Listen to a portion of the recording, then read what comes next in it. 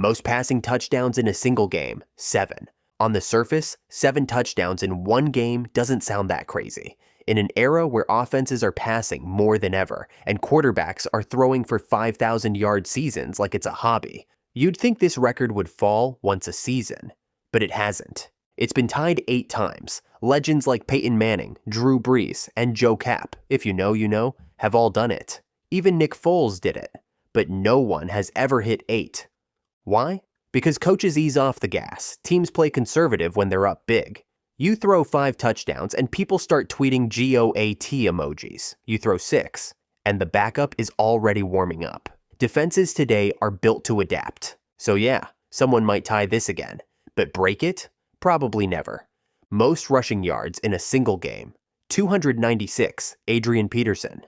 Let's paint the scene. It's 2007.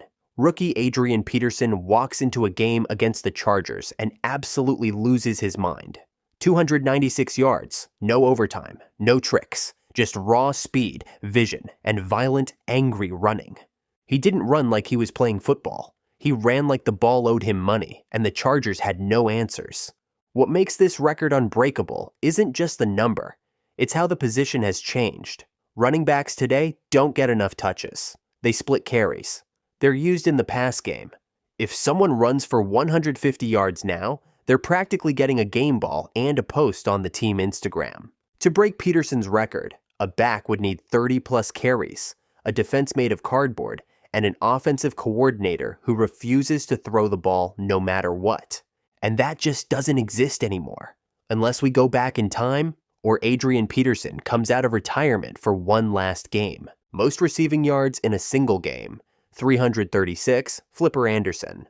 First of all, yes, that's a real person. And yes, he really dropped 336 yards in a single game back in 1989. No TikTok, no Instagram, just vibes and deep roots. Flipper Anderson was a decent receiver with Olympic speed. But on that day, he was unstoppable.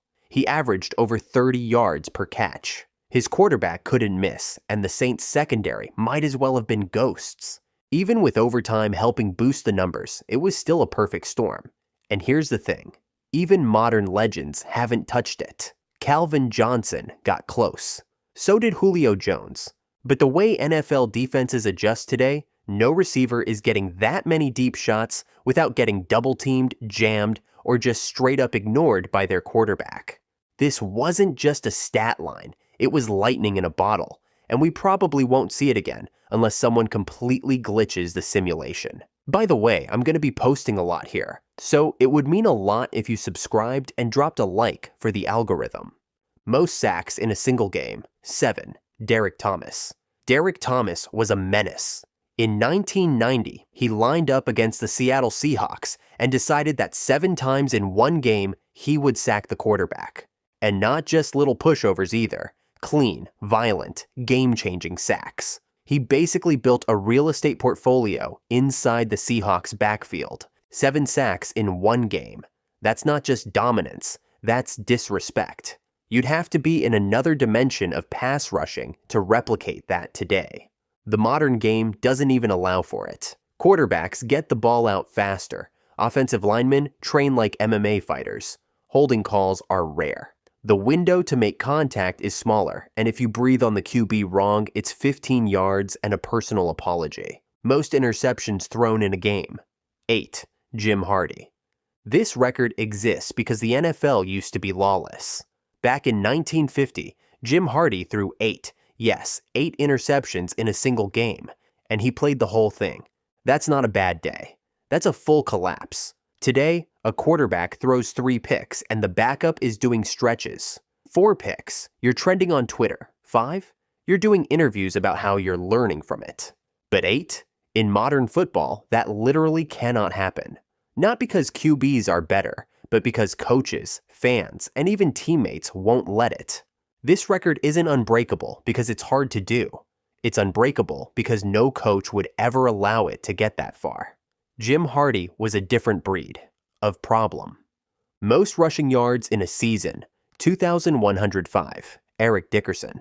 Eric Dickerson ran like he was trying to catch a flight, and in 1984, he didn't just lead the league in rushing, he lapped it.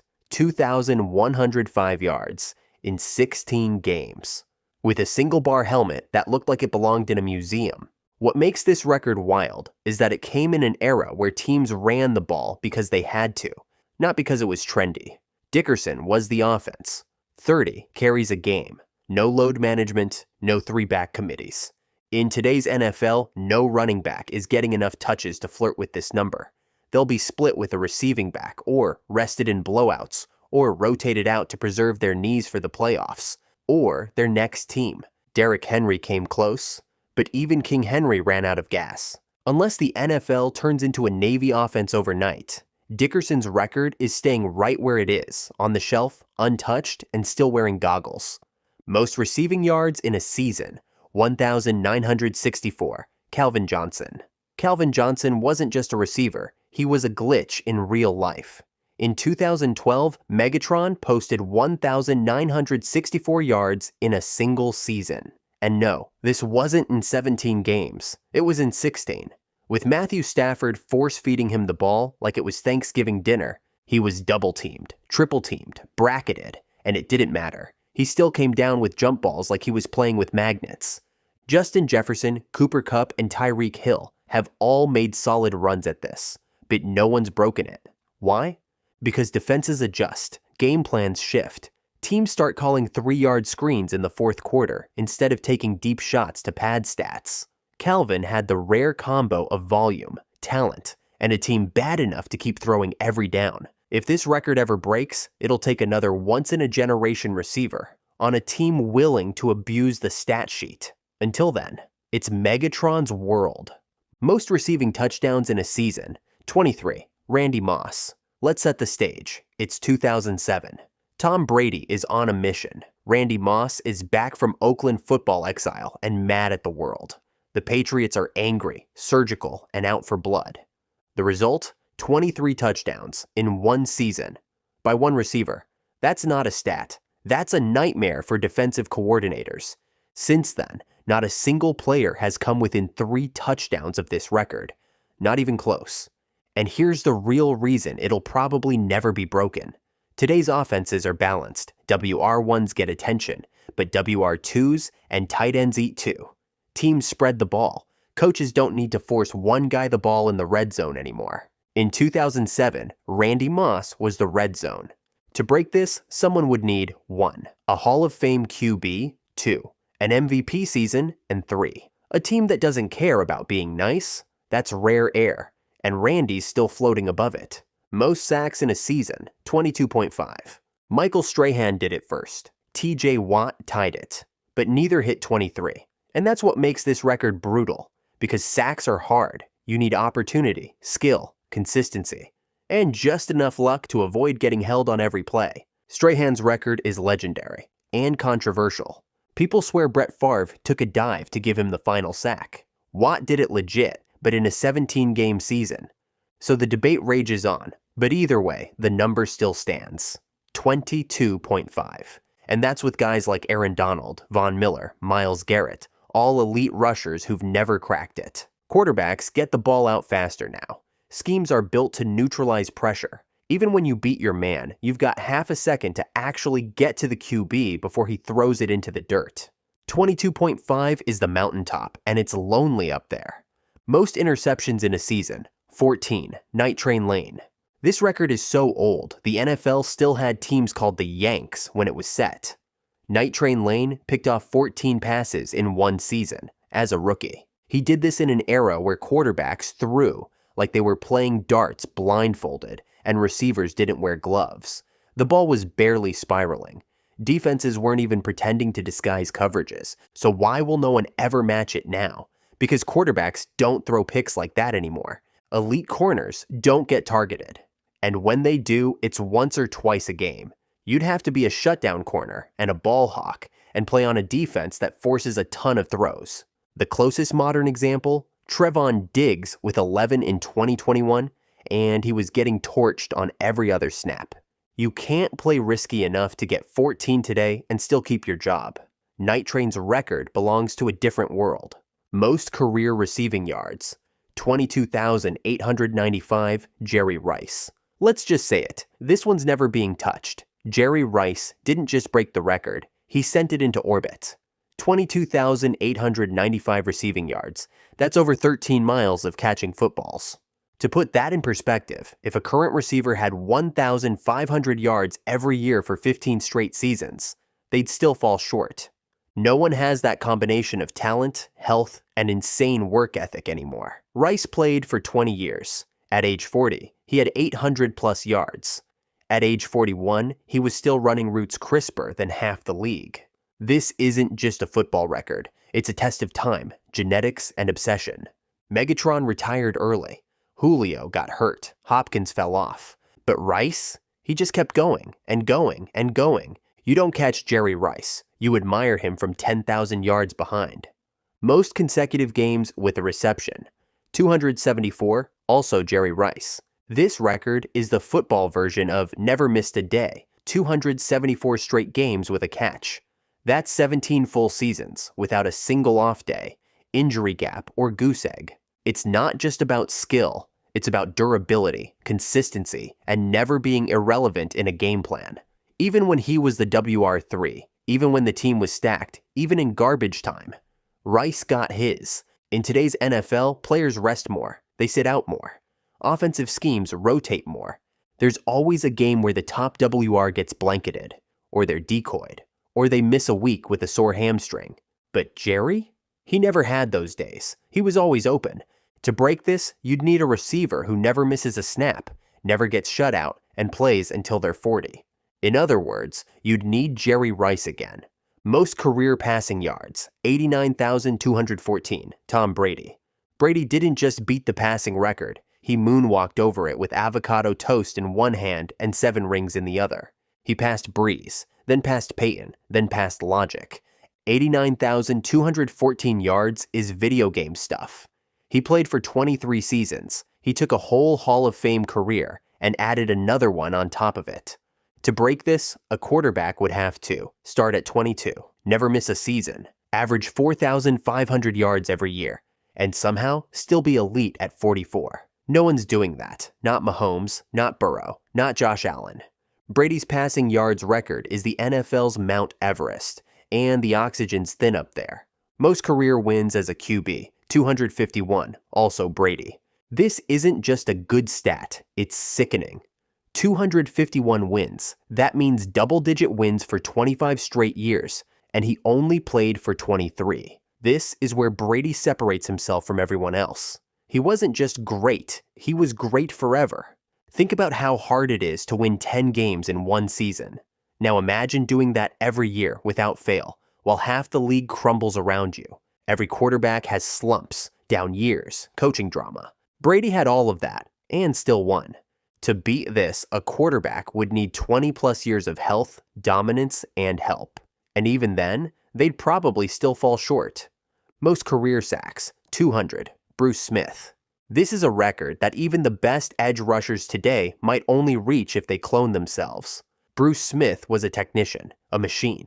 He played for 19 years and never slowed down. The closest active player is Von Miller, and he's still 40 sacks away. That's how far away this record is. You'd need double-digit sacks per year, no missed seasons, no injury dips, no slow exits.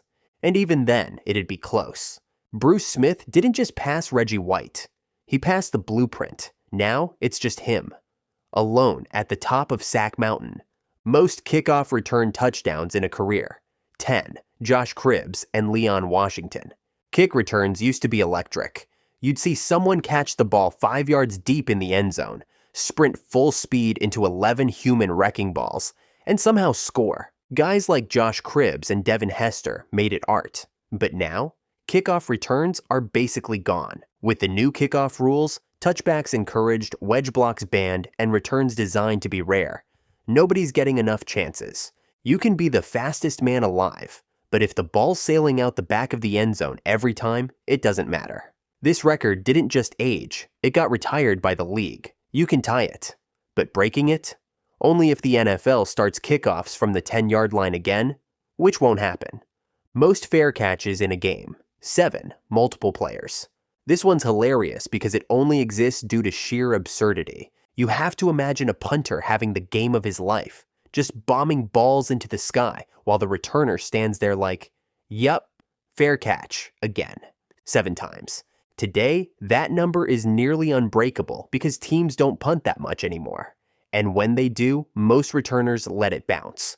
To tie this record, your offense would need to be trash. Your punter would need to be elite, and the other team's gunners would have to be coming in like heat-seeking missiles. To break it, you'd need a time machine, a coaching staff with no fourth down confidence, and a punt returner with nerves of steel. Most touches in a season, 492, James Wilder. James Wilder is the forgotten workhorse. In 1984, the Bucs gave him the ball 492 times. That's carries and receptions. Today, no team would let this happen. The medical staff would file a lawsuit. To match that now, a running back would need 29 touches per game for 17 games with no injuries, all while still being productive enough to stay on the field. It's not happening. In the modern NFL, running backs are treated like rental cars. Use them just enough, then move on. No one's getting near 500 touches again. That's not just unbreakable. It's borderline unethical. Most pick sixes in NFL history. Brett Favre, 32. Brett Favre is a Hall of Famer, 3-time MVP, Super Bowl champion, and also the most generous quarterback in history, at least to the other team. Favre holds the record for most interceptions returned for touchdowns, with 32 pick sixes. That's 224 points, scored by the defense, off his passes. To be fair, he also threw 500 touchdowns, but 31 of those went the wrong direction, and in a few cases, cost his team the game. He even joked about it later, calling himself a gunslinger. But sometimes, when you gamble with the ball, you lose big, and Favre lost more than anyone. Most interceptions in a single game. Jim Hardy, 8. 1 pick is bad. 2 is concerning. 3, you're probably getting benched. Jim Hardy threw 8 interceptions in 1 game. 8. He was playing for the Chicago Cardinals, faced the Eagles, and threw more completions to the defense than his own receivers. The game was so lopsided, Hardy said later. "I couldn't believe they let me stay in that long." He was never the same quarterback again. To this day, no one has matched 8 interceptions. Even in the worst blowouts, most coaches pull the plug before you hit that number. So congratulations, Jim. You hold an unbreakable record, one nobody wants. Worst win-loss record by a starting QB, Archie Manning, 38-101. Before Peyton and Eli, there was Archie. And while his sons collected rings, Archie collected losses. He started 139 games. He won 35 of them. That's a career win percentage of 0.263. Was it all his fault? No. He played for the 70 Saints, who were a punchline. No line, no defense, no chance. But when you lose 101 games, it follows you forever. Archie Manning is remembered as the father of greatness, but also the face of losing. Most consecutive losses by a team. Tampa Bay Buccaneers, 26. Imagine starting your franchise with 2 straight seasons of not winning a single game. That was the reality for the 1976 Tampa Bay Buccaneers, who lost 26 games in a row. They didn't just lose, they got shut out 5 times. And fans legitimately celebrated when they finally got a win in Week 13 of their second season. The coach, John McKay, was asked about his team's execution. He said, "I'm in favor of it." Brutal. No team has ever lost more in a row. Not before, not since. And even expansion teams today are built to at least win once. But Tampa, they were built to suffer, and they did. Most career fumbles. Brett Favre, 166. We're back to Favre. Because when you play forever, you break all the records, including the ugly ones. Brett Favre fumbled 166 times in his career. That's the most in NFL history, by a lot. Part of it is durability. Part of it is aggressiveness. And part of it is just not holding on to the football. In 1 game against the Bucs, he fumbled 6 times. And because he was such a play extender, he got blindsided constantly. And each time, the ball popped out. Favre's career was legendary, but his hands? Not exactly sure-handed. Most blown leads in a season. 2020 Los Angeles Chargers. This team found a way to lose, every way. In 2020, the Chargers blew 7 second-half leads. They were up by double digits in multiple games, and still lost. It wasn't just bad luck. It was patterned heartbreak. They lost on a hook and ladder, on missed field goals, on final play defensive collapses, on overtime coin flips. Quarterback Justin Herbert played great. The defense? Not so much. The Chargers that year became the poster child for teams that almost win, and they broke the record for most games blown after leading in the second half. Sometimes you don't get blown out. Sometimes you just collapse. Most penalties in a game. Cleveland Browns, 22. Some teams play fast, some play physical, and some just can't stop committing crimes. In 1951, the Cleveland Browns racked up 22 penalties in one game. Yes, 22. That's nearly a flag every other play. Holding, offsides, pass interference, illegal motion. You name it. They did it. And sure, the NFL was different back then. But even in today's game, teams that hit double digits in penalties are called sloppy. This Browns team, they didn't just get sloppy. They turned it into performance art. No team has ever broken 22 since. Most missed field goals in a single game. Jim Buchan, 6, 1966. Kicking is hard, but this was next level. Jim Buchan, St. Louis Cardinals kicker, missed 6 field goals in one game. That's 18 potential points left on the field. And yes, they lost that game. It wasn't the wind. It wasn't the holder. It was just one of those days where the uprights feel like they're moving. And Buchan, he still made the Pro Bowl that year. But this game, it followed him forever. Because there's nothing more demoralizing than walking back to the sideline 6 times, knowing you left the points out there. Most drops in a season. Terrell Owens, 35. Terrell Owens is a Hall of Famer, top 10 receiver all time. But in 2006, he had stone hands.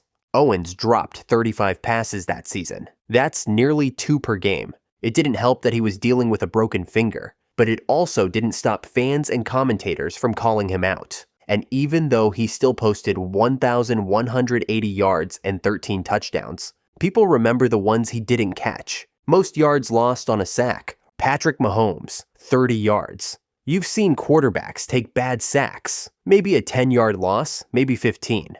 But Patrick Mahomes, he took it to another zip code. In 2020, during a regular season game against the Miami Dolphins, Mahomes dropped back, kept dropping, and then kept dropping.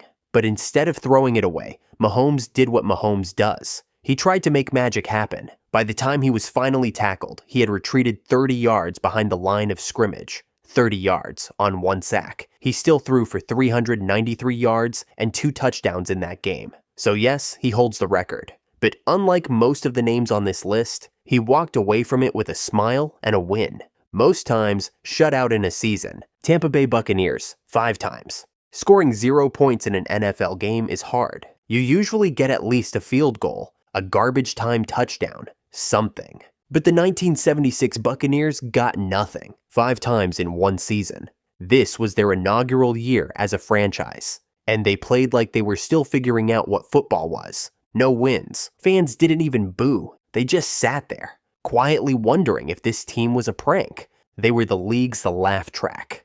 Longest losing streak to a single team.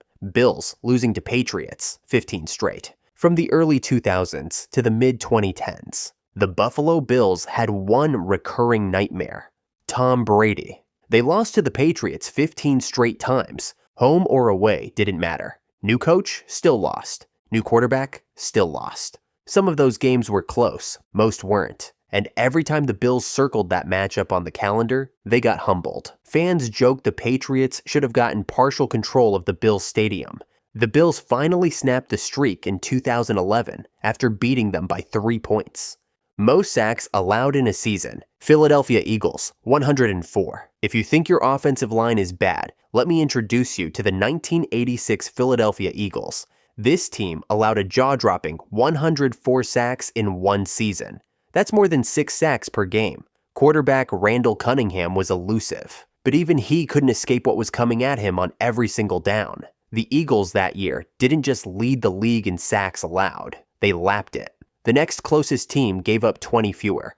Despite the chaos, the Eagles still won 5 games, 104 sacks. Still an NFL record, and unless someone plays without an offensive line entirely, it may never be broken. Longest playoff win drought, Detroit Lions, 1991 to 2023. For 32 years, the Detroit Lions played in the NFL without a single playoff win.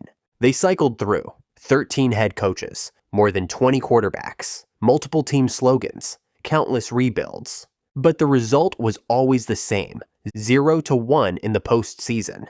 Even Cleveland won a playoff game in that stretch. Jacksonville made an AFC title run.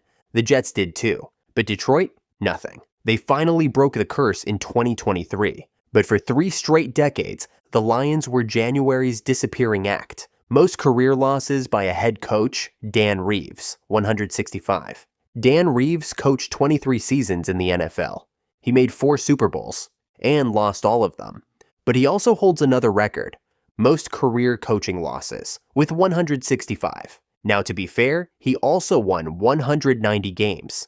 That puts him in elite company. But those 165 losses, they stick. He coached John Elway in Denver, Michael Vick in Atlanta, built great teams, but they all came up just short. Reeves is remembered for longevity, but also for a career defined by the words, not quite. Worst career completion percentage, minimum 1,000 attempts. Joey Harrington, 56.1%. When the Lions drafted Joey Harrington 3rd overall in 2002, they thought they had their guy. But Joey had other plans, mostly throwing the ball into the ground. Over 6 seasons, he started 76 games and completed just 56.1% of his passes. He never threw more than 20 touchdowns in a season, never had a winning record, and was out of the league by 30. There are worse QBs, but none with that much opportunity who hit that many backs of helmets. If accuracy is currency, Joey Harrington played his career broke. Most games played without a playoff appearance. Jason Hanson, 327. Jason Hanson was a kicker for the Detroit Lions. He played 21 seasons, hit over 80% of his field goals, never made trouble, never missed a year, and he never won a single playoff game. 327 games, all with the same team, all ending in heartbreak. He holds the record for most games played for one team, most career losses. They say kickers don't matter, but this one deserved better.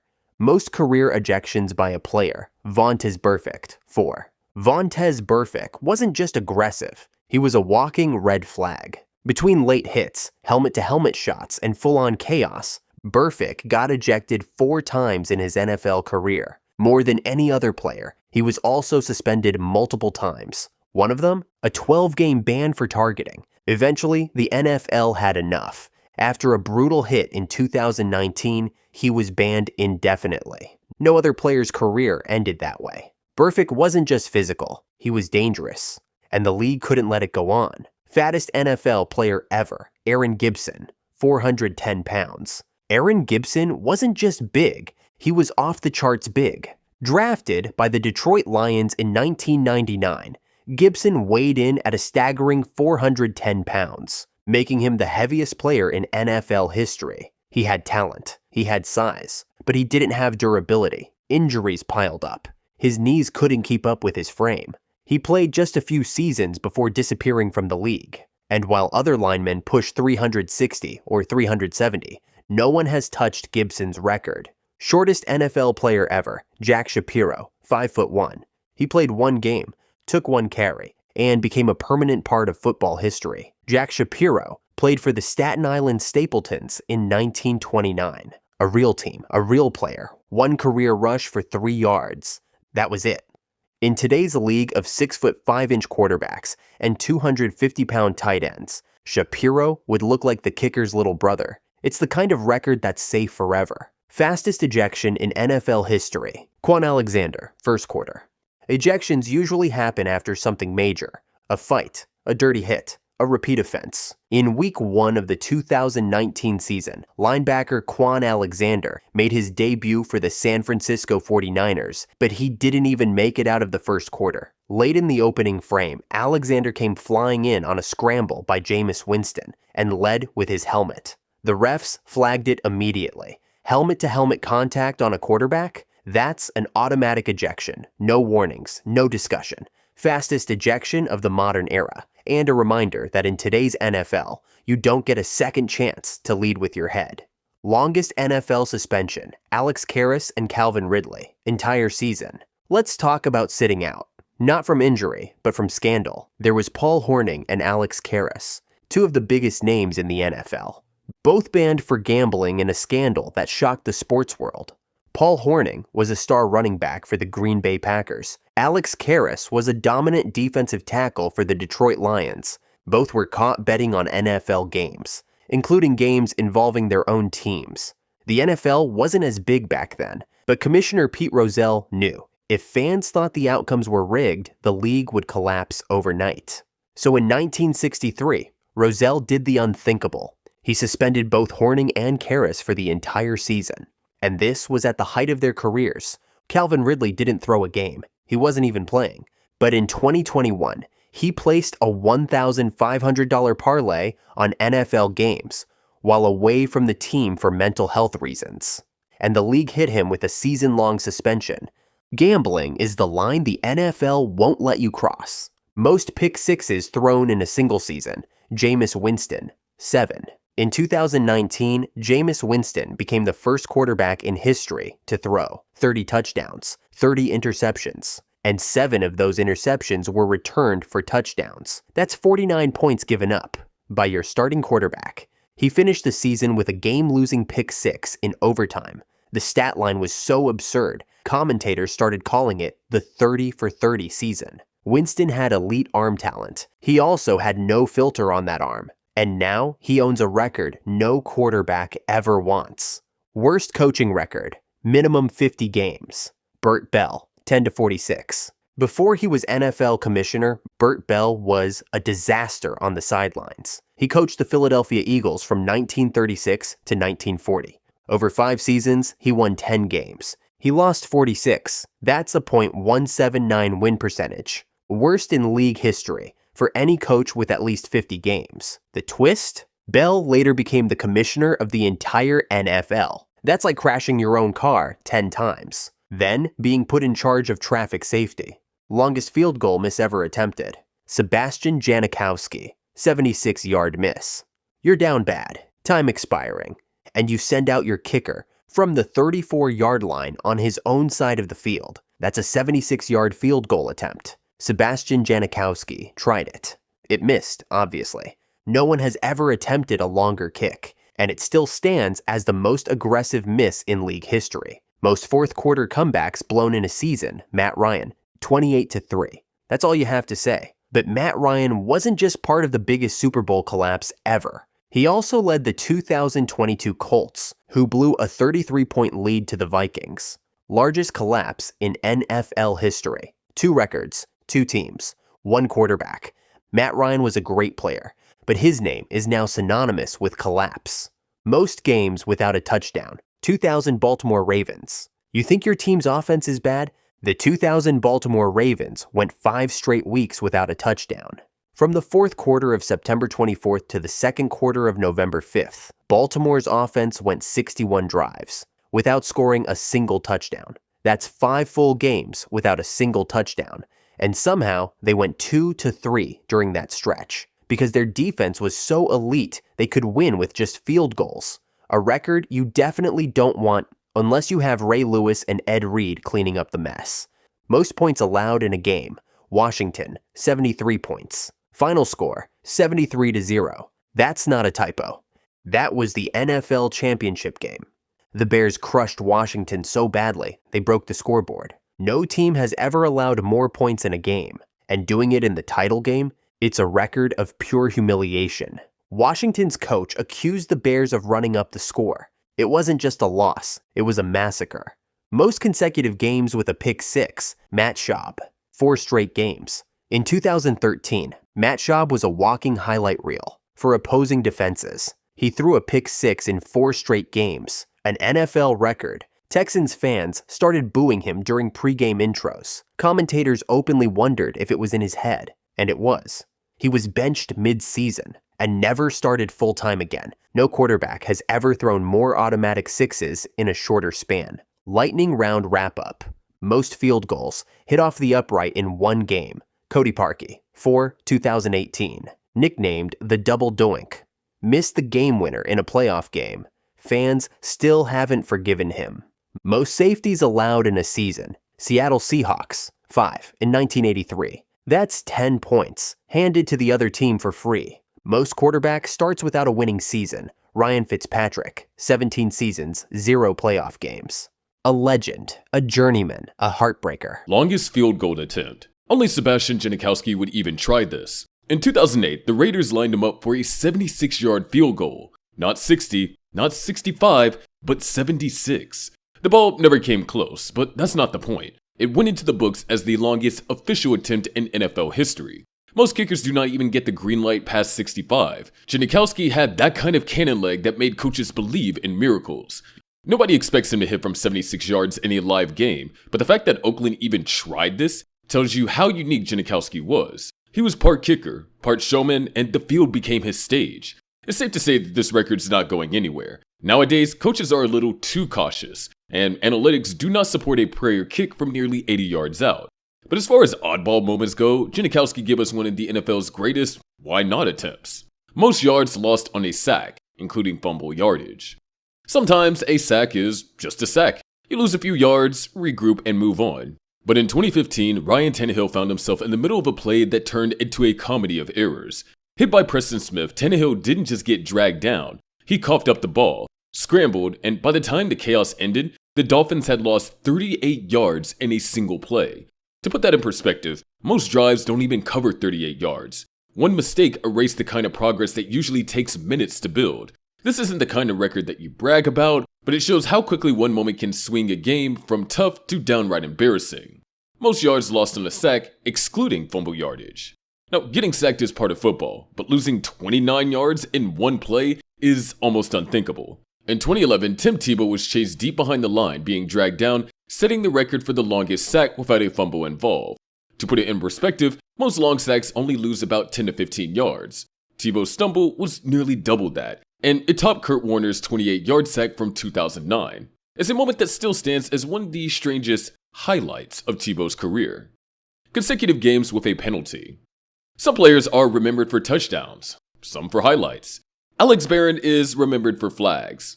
From Week 4 through Week 15 of the 2005 season, Barron drew at least one penalty in 9 straight games.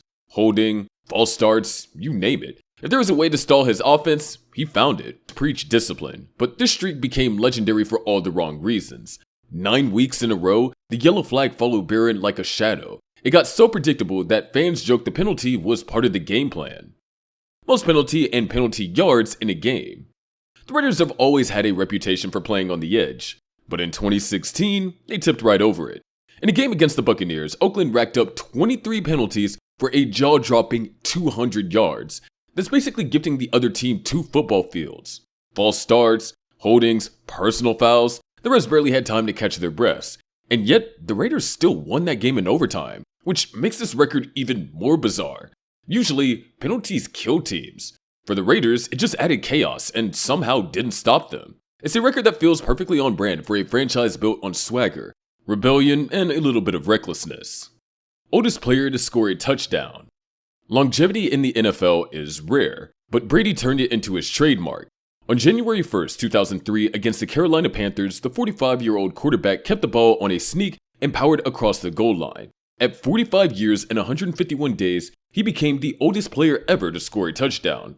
The previous mark belonged to Doug Flutie, who was 42 when he ran one back in 2005. Most players are long retired by their early 40s, but Brady's ability to outlast an entire generation of quarterbacks is what makes this record so remarkable. It's more than just a touchdown. It's proof of how far he pushed the limits of age in pro football. Most consecutive games with a fumble. Kerry Collins had a long NFL career, but one season left him with a record no quarterback wants. In 2001, while playing for the New York Giants, he managed to fumble the ball in 11 straight games every single week from Week 6 through Week 17. Think about that for a second. For nearly 3 months of football, you could pretty much count on Collins coughing it up at least once. Some were strip sacks, some were botched handoffs, but all of them added up to an unwanted streak that no QB has matched since. It's the kind of record that perfectly sums up how unforgiving the NFL can be. 1 second too slow, one hit you don't see coming, and suddenly you're etched into history for the wrong reasons. Most turnovers by a team in a win. Usually, if a team turns the ball over 3 or 4 times, the game is as good as lost. But in 1967, the Green Bay Packers somehow pulled off a win while coughing it up 8 times. They faced the Chicago Bears and still escaped with a 13-10 victory. Fumbles, interceptions, sloppy mistakes, you name it, Green Bay did it. Yet thanks to a strong defense, and the Bears being equally mistake-prone, the Packers walked away with the strongest of wins. It's one of those records that perfectly captures the chaos of old-school football. Imagine sitting in the stands, watching turnover after turnover, convinced that your team is doomed, only to see them pull off a gritty win anyway. The all-time record is 9 turnovers by a team that still managed to win, but this happened before the NFL-AFL merger, but considering the modern era, the benchmark remains with the Green Bay Packers with 8 turnovers. Crazily weird. Most consecutive incompletions in a game. Ryan Leaf's NFL career is remembered for all the wrong reasons, and this record sums it up perfectly. In 1998, the Chargers quarterback threw 14 straight incompletions in a single game. For context, even the most inaccurate quarterbacks usually connect on a few short passes to stop the bleeding, but Leaf just kept missing, over and over as the offense stalled out. The frustration on his teammates' face told the whole story. It's a painful record to hold, but also a snapshot of how rough Leaf's career was. Every throw looked like it had a chance, until it didn't. Longest run by a punter. Punters are supposed to kick, not run. But in 2010, Reggie Hodges of the Cleveland Browns turned into an unlikely track star. On a busted play against the Saints, Hodges took the ball and took off. He sprinted 68 yards before being dragged down, setting the record for the longest run by a punter in NFL history. But why is this really wild? Hodges wasn't exactly known for his speed, yet on that play, he looked like a running back breaking into the open field. For perspective, most punters never run more than a couple yards their entire career. Hodges nearly went the distance. Longest negative run. Most running backs dream of breaking loose for a 20-yard gain. Deshaun Foster did the opposite. In 2007, he was hit in the backfield, tried to escape, and ended up running backwards for a staggering loss of 26 yards. Plays like this almost never happen because running backs are trained to cut their losses and go down. To put that in perspective, that's more yardage lost than most quarterbacks give up on a sack. But here's why this stands out. It's pretty rare to see a running back keep retreating under pressure instead of taking a short loss. Foster's effort turned into one of the strangest bloopers in NFL history. A highlight that no ball carrier ever wants to repeat. Hottest game. Most players worry about rain, snow, or wind. On September 3rd, 2000, the battle was against the sun itself. The Cowboys and the Eagles kicked off in Texas Stadium at 109 degrees Fahrenheit, the hottest game in NFL history. The heat was so brutal that players were drinking pickle juice on the sidelines just to keep from cramping up. And the reason it stands out is that Philadelphia, a team from up north, handled it better than Dallas, who should have been used to Texas summers. Deuce Staley ran for 201 yards. Donovan McNabb kept the offense rolling, and the Eagles walked out with a 41-14 win. This was not just a game, it was survival in an oven, and the pickle juice game still holds the title for the hottest conditions the NFL has ever seen. Coldest game. If 109 degrees sounds unbearable, try the other extreme. The 1967 NFL Championship, better known as the Ice Bowl, was played at a bone-chilling -13 degrees Fahrenheit in Green Bay. With wind chill, it felt even colder, closer to -40. Players' breath froze in midair, referees' whistles stuck to their lips, and the field turned into a sheet of ice. Even the referees' metal coins for the toss stuck to their hands. Despite the conditions, the Packers edged out the Cowboys in one of the most legendary games ever played. Dallas, interestingly enough, also took part in the hottest game and the coldest game. From one extreme to another, they lived both ends of NFL weather history. Most first downs in a game. Moving the chains is the core of football, and in 2013, the New Orleans Saints took it to a ridiculous level. Against the Dallas Cowboys, Drew Brees and company racked up 40 first downs in a single game, a record that still stands. To put that in perspective, most teams are thrilled if they get around 20 in a game. Doubling that is almost like playing 2 games worth of offense in one night. The Saints had everything clicking: short passes, chunk runs, and deep shots that keep drives alive over and over again. The Cowboys' defense had no answers. By the end of the night, Dallas looked completely gassed, while the Saints kept piling on yardage and points. The final score? 49-17, a blowout that felt more like a video game than real football. The main reason this record is wild is because of how rare it is to even sniff 30 first downs, let alone hit 40. Not just explosive plays, it was consistent, relentless execution on every drive. Fewest first downs in a game. If the Saints showed us the peak of offensive dominance, the 1966 Denver Broncos showed us the complete opposite. In a game against the Houston Oilers, the Broncos failed to record a single first down. Not one. To understand how wild that is, even the worst teams usually stumble into a couple of first downs off penalties or broken plays. But the Broncos' offense was stuck in neutral all afternoon. They finished with 26 total yards, and every possession was basically 3 snaps and a punt. The Oilers' defense suffocated them from start to finish. Denver's quarterback couldn't connect, the run game went nowhere, and the offensive line collapsed under constant pressure. Fans in the stands must have felt like they were watching a scrimmage between varsity and JV. It remains one of the most lopsided offensive showings in league history. A reminder that sometimes a football game can go completely off the rails. Longest down and distance not converted. 3rd and long is tough. 3rd and 15 feels like a miracle. 3rd and 20, almost impossible. But in 2012, Washington faced something that you almost never see. A 3rd and 50. A tangle of penalties pushed them further and further back until the down marker felt like it was in another zip code. By the time the ball was snapped, Washington needed half the length of the field to keep the drive alive. Of course they didn't convert, they barely made it back to the line of scrimmage. The play call was more about survival than hope. Still, the image of an NFL team starting down 50 yards for a first down is as bizarre as it gets. It was less football strategy and more like trying to climb Mount Everest with sneakers on. Longest converted down and distance. On the flip side of impossible downs, we got one that actually worked. In 1999, the Minnesota Vikings were backed up into a hopeless 3rd and 37. Normally, that's a drive killer. Most teams run the ball, punt, and move on. But Leroy Horde had other plans. He took a handoff, cut through a crease, and rumbled for 53 yards. Not only did he erase the impossible distance, he turned it into a highlight run. This wasn't a lucky scramble by a quarterback or a desperation heave downfield. It was a straight-up run play, on a down where the defense expected nothing but a safe call. Horde turned safe into spectacular, converting what might be the longest down and distance in NFL history. Plays like this remind you why football can surprise you in the weirdest of ways. Fewest total yards by a team. Now, football is a game of inches, but sometimes a team goes backwards. In 1979, the Seattle Seahawks put together one of the strangest performances ever seen. By the end of the game, their offense had managed -7 total yards. Not 7 rushing yards, not a rough quarter, the entire game. Every time they gained a little ground, sacks and losses wiped it all away. It wasn't against a juggernaut defense either. It was against the Los Angeles Rams, a good team, but not historically dominant.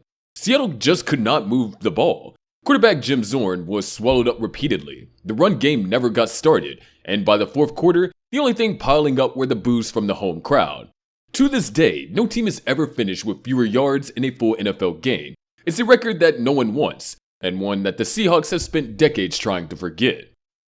Shortest player to score a touchdown. Most NFL players tower over the field, but Buddy Young stood at just 5'4". That did not stop him from finding the end zone. Playing in the 1940s and 50s, he was nicknamed the Bronze Bullet for his speed and ability to slip past defenders. In the modern era, Trenton Holliday carried that torch at 5'5". In 2013, he returned a kickoff 105 yards for a touchdown, reminding everyone that size does not decide who crosses the goal line. These moments are proof that the shortest players can still leave the longest impressions. While taller players dominate most highlight reels, Buddy Young and Holliday's touchdown run remains a reminder that even the smallest guy on the field can deliver the biggest play. Tallest player to score a touchdown. If Buddy Young was proof that small can shine, Morris Stroud was the complete opposite. At 6 feet 10 inches, he was the tallest player in NFL history, towering over linemen, receivers, and even his own quarterback. In 1970, Stroud was playing tight end for the Kansas City Chiefs, hauled in a 50-yard touchdown pass. Watching him was like seeing a basketball player drop into an NFL game. He could extend so far above defenders that it felt unfair, like a backyard mismatch. His career was relatively short, but that touchdown gave him a spot in history. When the shortest and tallest touchdown scorers are put side by side, Stroud and Holliday show just how wide the NFL spectrum of athletes can be. Shortest overtime. Overtime is supposed to be a test of patience. The crowd settles in, the tension builds, and every play feels like it could swing the game. But sometimes, it's over before anyone even realizes what happened. That was the case in 2015 when the Saints hosted the Cowboys. On the second snap of overtime, Drew Brees dropped back and found CJ Spiller streaking down the sideline. 80 yards later, the game was finished. 13 seconds into overtime, the Cowboys were already walking off the field. It was the fastest ending to an overtime in the regular season, but not the fastest overall. That honor goes to Tim Tebow in the 2012 playoffs. Against the Steelers, he launched an 80-yard touchdown to Demaryius Thomas on the very first play of overtime. 11 seconds, and it was done.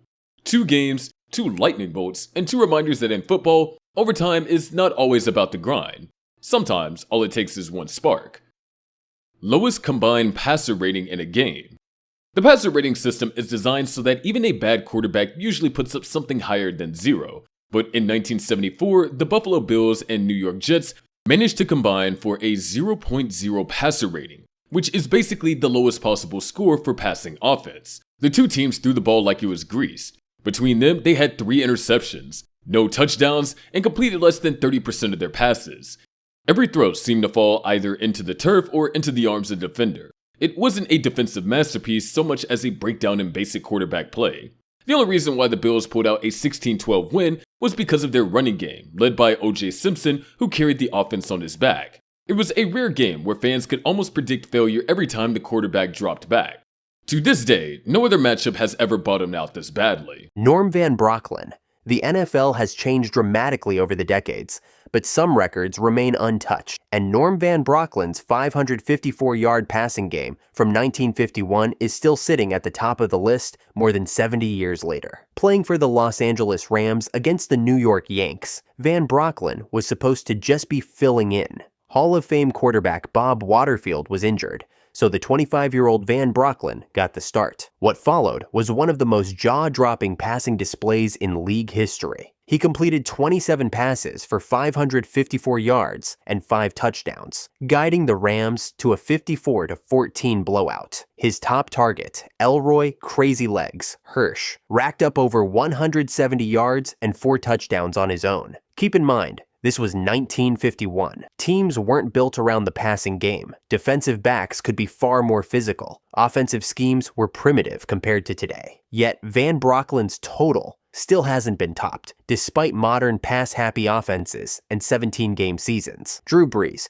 Few quarterbacks have ever put up stat lines as ridiculous as Drew Brees, but his masterpiece came in 2015 against the New York Giants. On November 1st in the Superdome, Brees and Eli Manning engaged in one of the wildest shootouts in NFL history. By the end of the afternoon, Brees had thrown 7 touchdown passes, tying the single-game NFL record. He finished 39 of 50 for 505 yards, completing passes to 10 different receivers. The game itself was chaos. The Saints and Giants combined for 13 passing touchdowns, an NFL record, with the lead changing hands constantly. It took a 50-yard field goal as time expired for New Orleans to win 52-49. He went on multiple touchdown streaks, at one point throwing 4 TDs in just over 15 minutes of game time. Even in a career filled with absurd passing stats, this game stands out as the ultimate showcase of Brees' accuracy, rhythm, and ability to carve up a defense. Sammy Baugh. No one embodied versatility in football's early years like Sammy Baugh, and his most famous single-game stat line remains one of the strangest and most incredible in NFL history. On November 14th, 1943, playing for Washington against the Detroit Lions, Baugh put together a performance that defied belief. As a quarterback, he threw 4 touchdown passes. On defense, playing as a safety, he intercepted 4 passes himself. And just to round it out, he also punted, including an 81-yard punt, one of the longest in league history at the time. That's 3 separate roles: quarterback, defensive back, and punter, all at an elite level in the same game. Matt Flynn. Some players build legacies over years. Matt Flynn built his in one afternoon. It was Week 17 of the 2011 season, with the Green Bay Packers resting Aaron Rodgers before the playoffs. Flynn, a career backup, got the start against the Detroit Lions. Few expected much. Instead, Flynn delivered one of the most shocking quarterback stat lines in NFL history: 480 passing yards and 6 touchdowns, setting single-game franchise records for a team that had Bart Starr, Brett Favre, and Aaron Rodgers. He outdueled Matthew Stafford in a 45-41 shootout, spreading touchdowns across the field with precision. For a quarterback with only 2 career starts at that point, it was surreal. The performance was so eye-popping that the Seattle Seahawks signed him to a big contract in free agency, believing they had found their franchise quarterback. Of course, that story ended with Russell Wilson beating him out in camp, and Flynn returned to life as a backup. Jerome Harrison. For most of his NFL career, Jerome Harrison was a little-used backup running back. But on December 20th, 2009, he put together one of the most shocking single-game performances the league has ever seen. Playing for the Cleveland Browns against the Kansas City Chiefs, Harrison erupted for 286 rushing yards and 3 touchdowns on 34 carries. It was the 3rd highest single-game rushing total in NFL history at the time, trailing only Adrian Peterson and Jamal Lewis. What made it so wild was how unexpected it was. Harrison came into the game with just 301 rushing yards for the entire season. In one afternoon, he nearly doubled that total. Kansas City's defense had no answers, and Harrison kept racking up yards until he passed Jim Brown's franchise rushing record for a single game. It turned out to be a true one-off. Harrison never rushed for more than 121 yards in another NFL game. Peyton Manning. Peyton Manning had plenty of historic performances in his career, but his season-opening game in 2013 against the defending champion Baltimore Ravens might have been his single greatest showcase. On September 5th, in front of a primetime audience, Manning delivered a stat line that immediately made NFL history. He threw 7 touchdown passes, tying the all-time single-game record and becoming the first quarterback in nearly 50 years to hit that mark. He finished with 462 passing yards, no interceptions, and a passer rating of 141.1 as Denver cruised to a 49-27 win. 4 different receivers caught touchdowns, including Demaryius Thomas, Julius Thomas, and Wes Welker, as the Broncos' offense looked unstoppable. That game set the tone for Manning's record-breaking 2013 season, where he went on to throw 55 touchdown passes and more than 5,400 yards, both NFL records at the time. Randy Moss. Randy Moss built his Hall of Fame career on big plays, but no single stat line better captured his explosiveness than his breakout Thanksgiving Day game in 1998. As a rookie with the Minnesota Vikings, Moss faced the Dallas Cowboys, the very team that had passed on drafting him earlier that spring. He only caught 3 passes all afternoon, but those 3 catches went for 163 yards and 3 touchdowns. Every time he touched the ball, it went for 6. The scores weren't flukes. Each one came on deep shots, with Moss using his rare combination of size, speed, and hands to torch Dallas's secondary. By the end of the game, he had single-handedly shifted the momentum and embarrassed the franchise that had doubted him.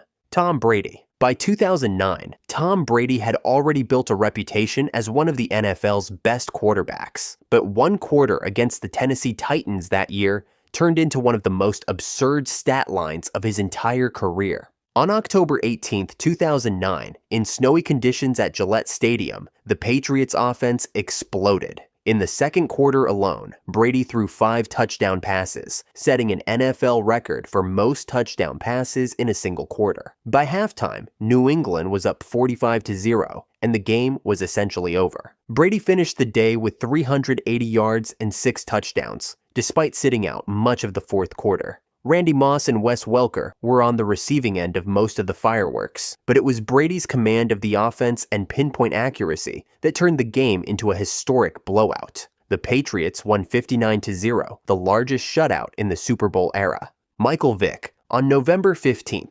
2010, Michael Vick put together one of the most jaw-dropping stat lines the NFL has ever seen. A Monday Night Football performance that perfectly captured his unique mix of arm talent and athleticism. Playing for the Philadelphia Eagles against Washington, Vick opened the game with an 88-yard touchdown pass on the first play from scrimmage. On the next drive, he threw another bomb for a score. By the end of the first quarter, Washington's defense looked completely shell-shocked. Vick finished with 333 passing yards, 80 rushing yards, and 6 total touchdowns, 4 through the air, 2 on the ground. He accounted for 413 of Philadelphia's 592 total yards and turned the game into a primetime showcase. The Eagles won 59-28, and it felt like every snap Vic took could become a highlight. Y.A. Tittle. Few quarterbacks in NFL history ever had a single game that matched Y.A. Tittle's legendary performance on October 28, 1962. Playing for the New York Giants against Washington, the 36-year-old Tittle turned back the clock and delivered one of the most prolific passing stat lines the league had ever seen. He threw for 505 yards and 7 touchdowns, becoming the first quarterback to ever hit both marks in the same game. At the time, no one had even imagined those numbers were possible. He spread the ball all over the field, carving up Washington's secondary with deep strikes and precise timing routes. What made it even more impressive was the era. This was the early 1960s, when teams still leaned heavily on the run game, and defensive backs had far more leeway in coverage. Yet Tittle looked like a modern gunslinger, leading the Giants to a 49-34 win in a game that cemented his reputation as one of the great quarterbacks of his generation. Ernie Nevers. When you talk about single-game stat lines that will never be touched, Ernie Nevers' performance in 1929 is at the very top of the list. On November 28, 1929, playing for the Chicago Cardinals against the Chicago Bears, Nevers scored 40 points all by himself. He rushed for 6 touchdowns, still tied for the most in a single game, and kicked 4 extra points after his own scores. The Cardinals won 40-6, and every single point came from Nevers' hands and foot. What makes this even more remarkable is the era. The NFL was still in its infancy. Offenses were basic, and scoring was rare. Yet Nevers dominated on the ground, repeatedly breaking through the Bears' defense, and then calmly lined up to kick the extra points himself. Javid Best. Javid Best's career in the NFL was tragically short, but for one night in 2010, he looks like the most explosive playmaker in football. In just his second professional game, playing for the Detroit Lions against the Philadelphia Eagles, Best delivered a stat line that had fans thinking Detroit had found their franchise star. He totaled 232 yards from scrimmage and scored 2 long touchdowns, including a 75-yard catch and run, where he turned on the Jets and outran the entire defense. Best had rare track speed, and every time he touched the ball, he seemed one step away from breaking free. He finished with 78 rushing yards, 154 receiving yards, and 3 total touchdowns, single-handedly keeping the Lions in the game. Unfortunately, concussions and injuries cut his career short just a couple seasons later. Gale Sayers. When people call Gale Sayers the Kansas Comet, there's one game that explains exactly why. December 12, 1965. Against the San Francisco 49ers. As a rookie for the Chicago Bears, Sayers put together arguably the greatest all-around performance in NFL history. He scored 6 touchdowns in a single game, 4 rushing, 1 receiving, and 1 on a punt return. He touched the ball just 16 times and totaled 336 all-purpose yards, slicing through San Francisco's defense like they weren't even there. Sayers was a do-it-all weapon. Whether it was sprinting around the edge, catching passes, or weaving through special teams coverage, he scored in every possible way. Derek Thomas. On November 11th, 1990, Derek Thomas put together one of the most dominant defensive stat lines the NFL has ever seen. A performance so overwhelming that it still stands as the single-game sack record.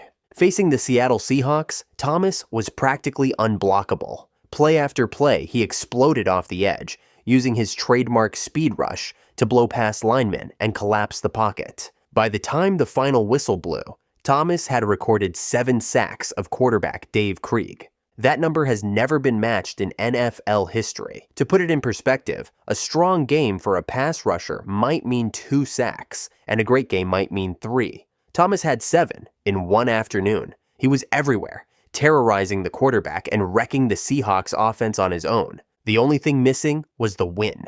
Despite Thomas's record-shattering performance, Seattle stole the game on a last-second touchdown, with Thomas just a step away from recording his 8th sack on the deciding play. Jamal Charles. On December 15, 2013, Jamal Charles delivered one of the most efficient and explosive stat lines any running back has ever put together. Facing the Oakland Raiders, Charles dominated in a way the NFL had rarely seen. He finished the game with 215 total yards and 5 touchdowns. But what makes it jaw-dropping is how he got there. 4 of those touchdowns came through the air, as he caught just 8 passes for 195 yards and turned nearly all of them into long scores. He added a rushing touchdown for good measure, showing off his trademark burst and vision. What makes the performance so remarkable is the workload.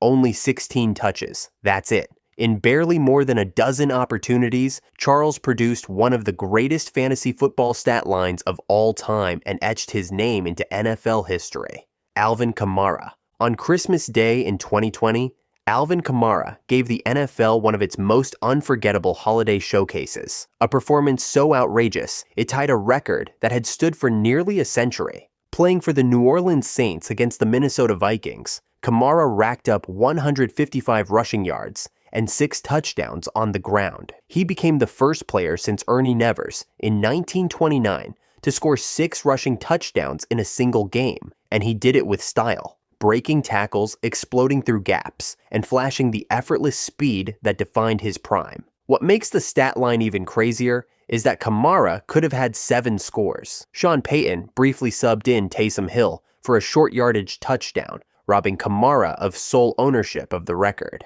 Even so, his 6-touchdown night powered New Orleans to a 52-33 win and cemented his place in NFL history. Stephone Page.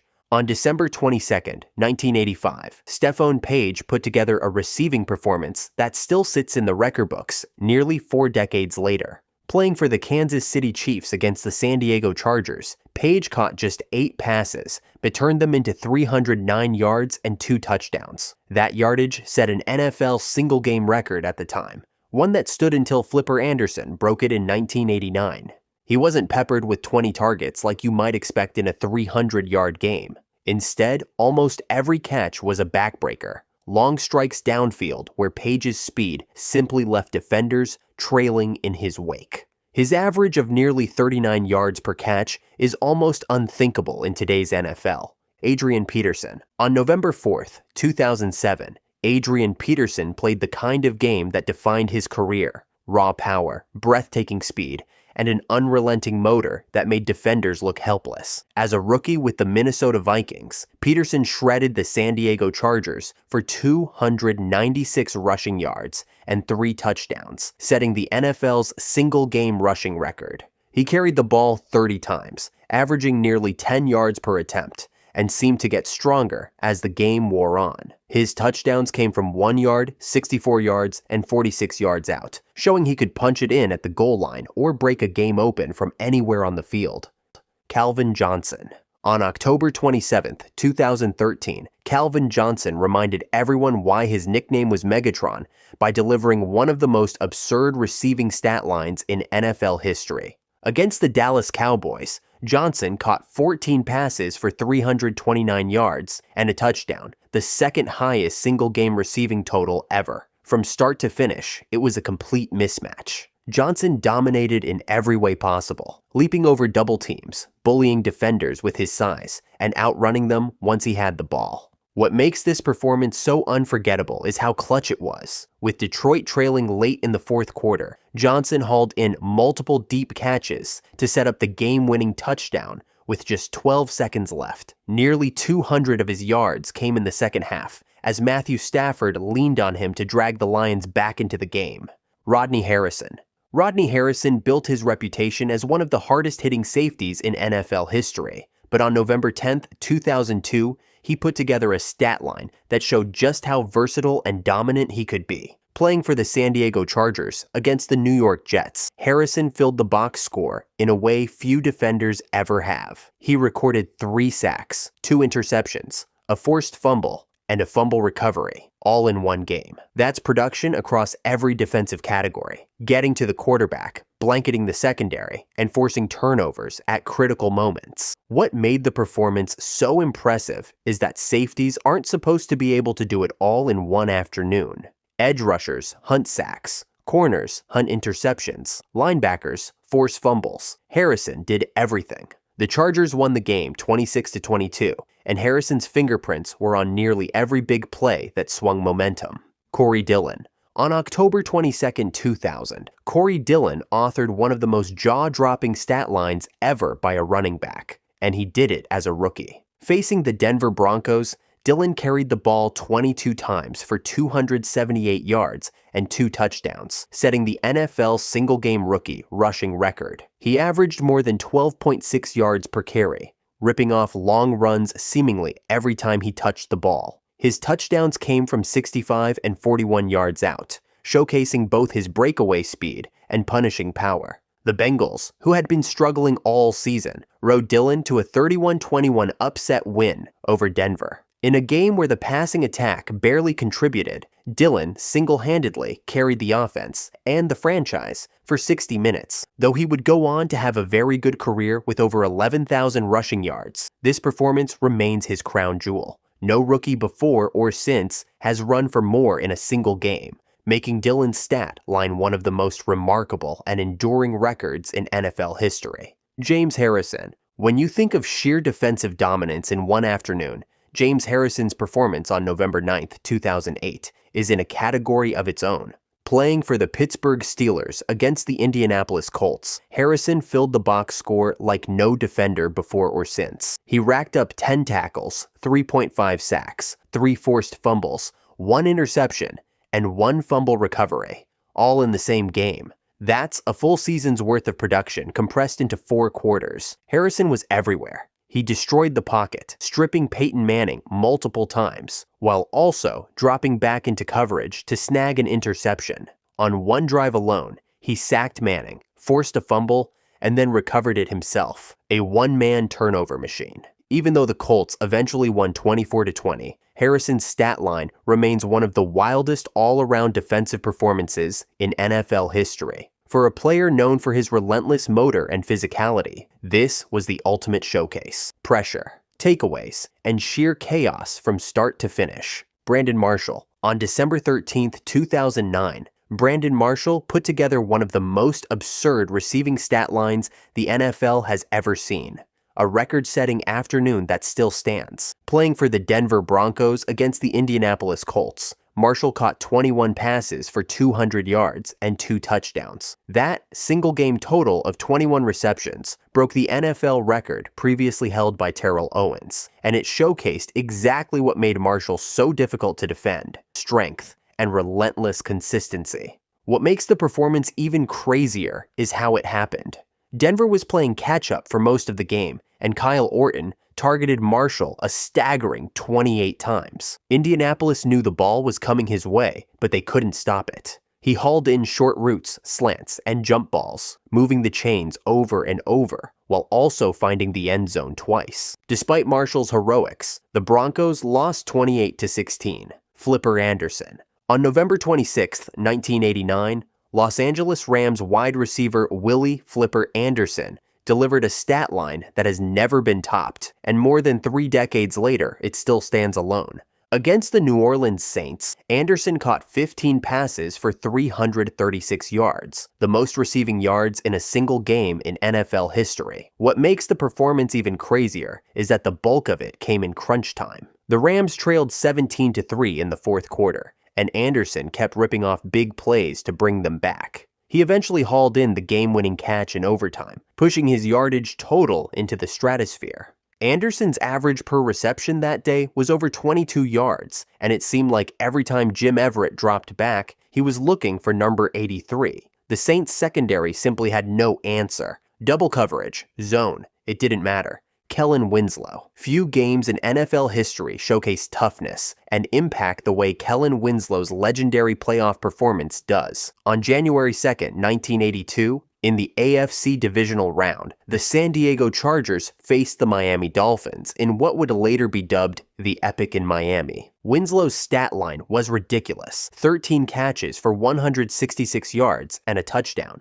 But that alone doesn't capture the story. Throughout the game, he also blocked a field goal, recovered an onside kick, and kept returning to the field despite dealing with dehydration, cramping, and injuries. The game itself was a roller coaster. The Chargers blew a 24-0 lead. The Dolphins stormed back, and the contest went into overtime before San Diego finally pulled out a 41-38 win. Winslow was the constant, catching pass after pass from Dan Fouts and making plays in every phase of the game. By the final whistle, Winslow was so drained that teammates had to help him off the field. The image of him staggering, exhausted, has become one of the most iconic in NFL history.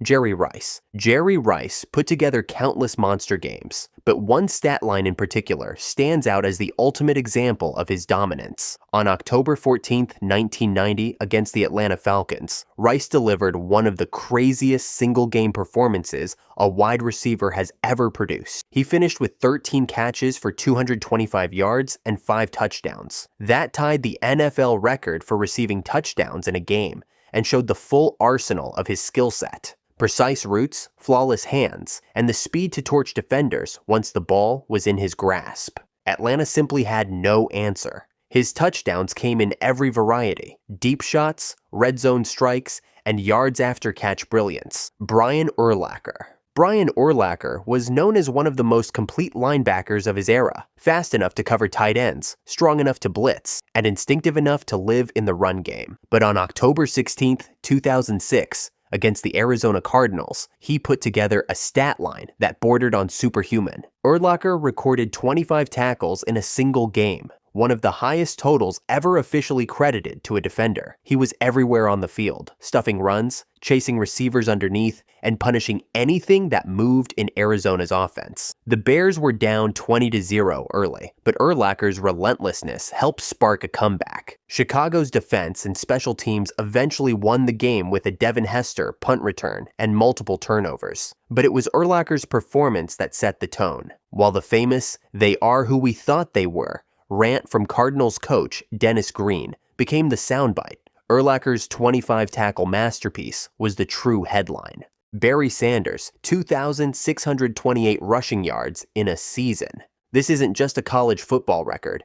It's one of the greatest athletic feats in American sports history. In 1988, Barry Sanders wasn't just a running back. He was a human cheat code. Playing for Oklahoma State, he shattered every expectation, every defensive scheme, and every record book in sight. And he did it as a junior in just 11 games. Here's the thing that makes this record almost mythical. He was a backup the year before. Thurman Thomas, a future NFL Hall of Famer, was the starter, and Barry quietly waited behind him. Then 1988 arrived, and the quiet kid from Wichita, Kansas, exploded into the national spotlight. In just 11 regular season games, Barry Sanders rushed for 2,628 yards, averaging almost 240 rushing yards per game.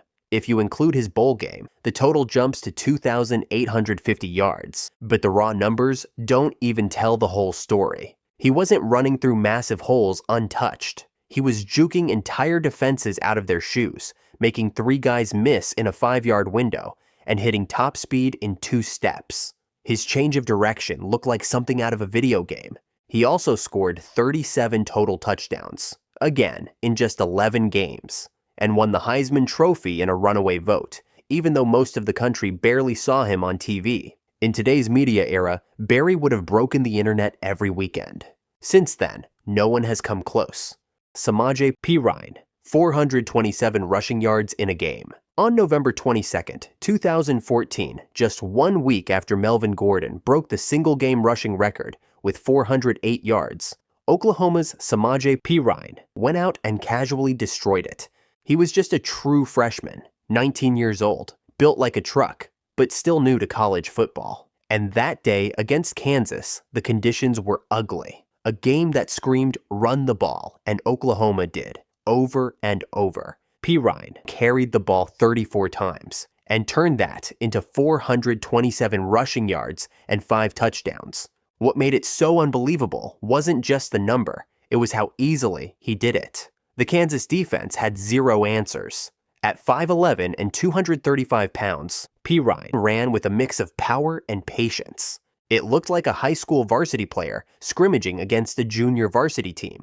And here's the craziest part. He broke the record with 12 minutes still left in the 4th quarter. After his 5th touchdown run, a 42-yard explosion, they pulled him from the game. No need to chase more. He had already done enough to rewrite college football history. Georgia Tech, 222-0 win over Cumberland, 1916.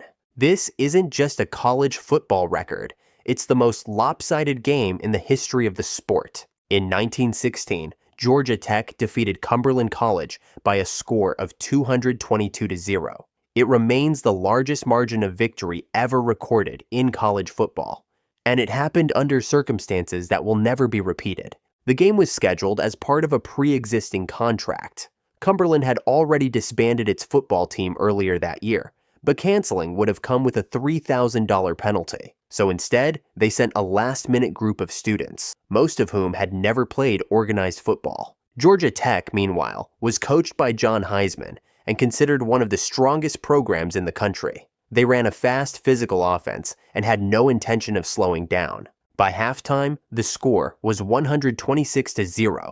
Georgia Tech scored on nearly every possession and finished the game with 32 rushing touchdowns, over 900 total yards, and 0 pass attempts. Cumberland finished with negative rushing yards, 15 turnovers, and no first downs. The game was a mismatch in every possible way, and it set a record that's never come close to being challenged. Modern rules now prevent games like this from happening. Programs have stricter scheduling, better oversight, and mercy rules in place. A score this one-sided isn't just unlikely, it's impossible in today's game. Case Keenum, 19,217 career passing yards. From 2006 to 2011, Case Keenum threw for 19,217 yards at the University of Houston, the most passing yards in NCAA history. No one before or since has come close.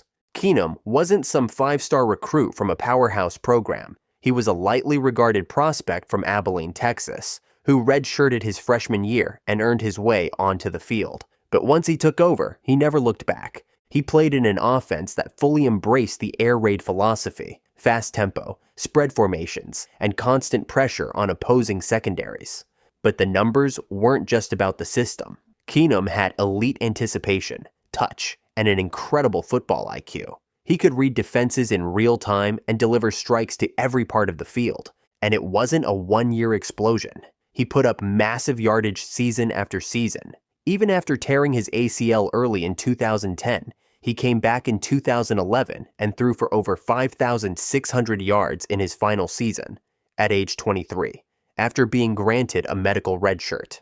Across his 6-year career, Keenum threw for over 300 yards in 39 different games and surpassed 500 yards 10 times. His consistency was unreal. Even in today's era of pass-heavy systems, longer seasons, and elite quarterback talent, nobody's touched that number. Not Patrick Mahomes, not Joe Burrow, not even Bryce Young or Caleb Williams. Because to break Keenum's record, you'd need a rare mix of opportunity, health, and elite performance every single week for 5 straight years. Keenan Reynolds, 88 career rushing touchdowns. This isn't just a quarterback record. It's one of the most quietly dominant careers in college football history. From 2012 to 2015, Keenan Reynolds rushed for 88 touchdowns as the starting quarterback for Navy, the most in FBS history. Not by a running back, by a quarterback running the triple option. In an era defined by spread offenses and Heisman-level passers, Reynolds carved his own lane at a service academy that doesn't get the spotlight, but he made history anyway. Navy ran a strict option system, no gimmicks, no air raid, just tough, physical, assignment-based football. And Reynolds was the engine. He made the reads, took the hits, and turned broken plays into touchdowns. Over 4 seasons, he racked up over 4,500 rushing yards and became the face of Navy football in the modern era. His 88 career rushing touchdowns broke the previous record held by Monte Ball, and it still stands untouched. No quarterback has come close. Most don't even get enough carries, and most schools don't run anything close to Navy's system. Reynolds finished his career with 31 wins as a starter, multiple top 25 finishes, and legendary performances against Army, Notre Dame, and Pitt. And despite never being a Heisman finalist, he left with a stat line that may never be matched again, because to break 88 rushing touchdowns, you'd need a 4-year starter who never gets hurt, plays in an option-heavy system and scores 2 touchdowns almost every game. That player doesn't exist right now, and might not ever again. David Klinger, 11 passing touchdowns in a single game. In 1990, Houston quarterback David Klinger threw 11 touchdown passes in one game against Eastern Washington. That number still stands as the most passing touchdowns in a single FBS game, and it was no accident. At the time, Houston was running one of the most aggressive passing offenses in the country under head coach John Jenkins. It was a continuation of the run-and-shoot system that had already helped Andre Ware win the Heisman the year before. Klinger inherited the keys to a Ferrari, and he drove it like no one before him. Eastern Washington was an FCS opponent, and Houston didn't hold back. He finished the game with 41 completions for 572 yards, and those 11 touchdowns weren't cheap. They came on designed plays, executed at full speed. The record wasn't a fluke. Klinger would go on to throw 54 touchdown passes that season, setting the single-season record at the time. He was part of a revolution in offensive football, one that made defenses rethink how to cover the field. And yet, more than 3 decades later, 11 touchdowns in a game still hasn't been matched. In today's game, teams rotate quarterbacks more often. Blowouts lead to backups playing the second half, and even the most explosive offenses tend to balance things out, which means Klinger's record isn't just old, it's untouchable. Patrick Mahomes, 819 total yards in a loss. This isn't just a record, it's a paradox. In 2016, Texas Tech quarterback Patrick Mahomes accounted for 819 yards of total offense in a single game. That's the most ever by one player in FBS history, and somehow, they lost. The game was against Oklahoma in one of the wildest shootouts college football has ever seen. Final score, 66-59, Sooners win. But what Mahomes did that night was otherworldly. He threw for 734 yards, tying the FBS record for most passing yards in a game, and added another 85 yards on the ground. He touched the ball on nearly every play and was responsible for 5 touchdowns.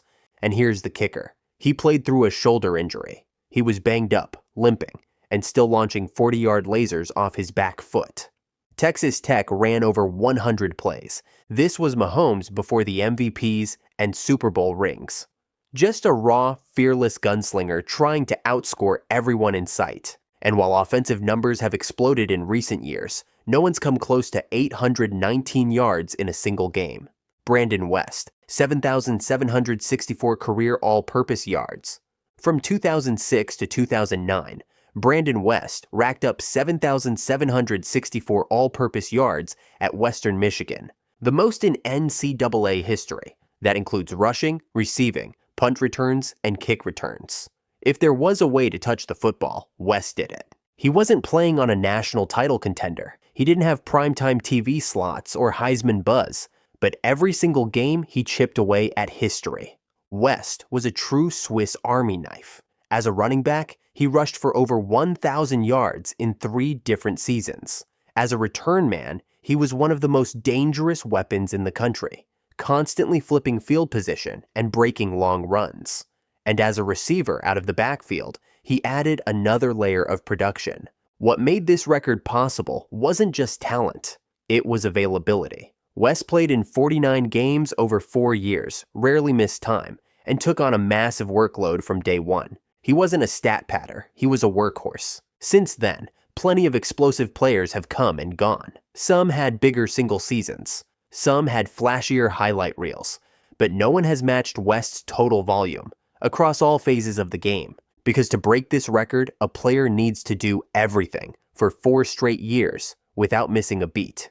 And in today's game, where star players sit out bowl games, transfer, or head to the draft early, that kind of consistency is almost extinct. Niall Kinnick, only Heisman winner to die in World War II.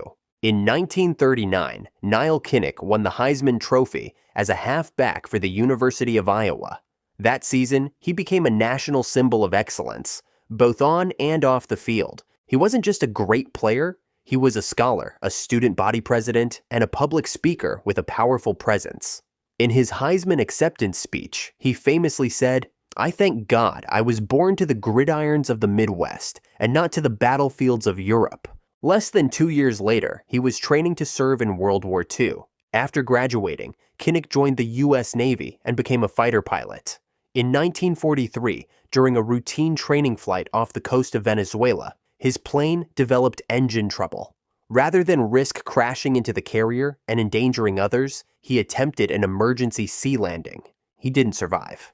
At just 24 years old, Niall Kinnick became the only Heisman winner to die in World War II. His legacy extended far beyond football. Today, Iowa's football stadium is named Kinnick Stadium in his honor. His name lives on not because of how many touchdowns he scored, but because of the life he lived and the sacrifice he made. Tom Harmon, 5 touchdowns, 3 interceptions, and everything else. In 1939, Tom Harmon, the original superstar from the University of Michigan, put together a game that still doesn't seem real. Against Ohio State, in the final game of his college career, he scored 5 total touchdowns, intercepted 3 passes, punted, kicked extra points, and even handled kickoff duties.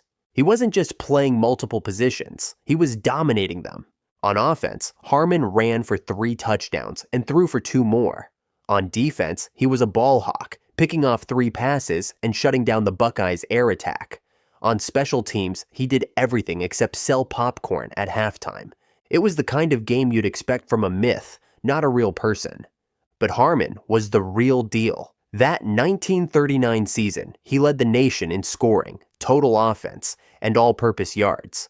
He won the Heisman the following year in 1940 and was widely considered the most complete player of his era. No one has put together a game like that since. Because in modern football, players are specialized. A quarterback doesn't play safety. A running back doesn't kick. That's why no one will ever reach it again.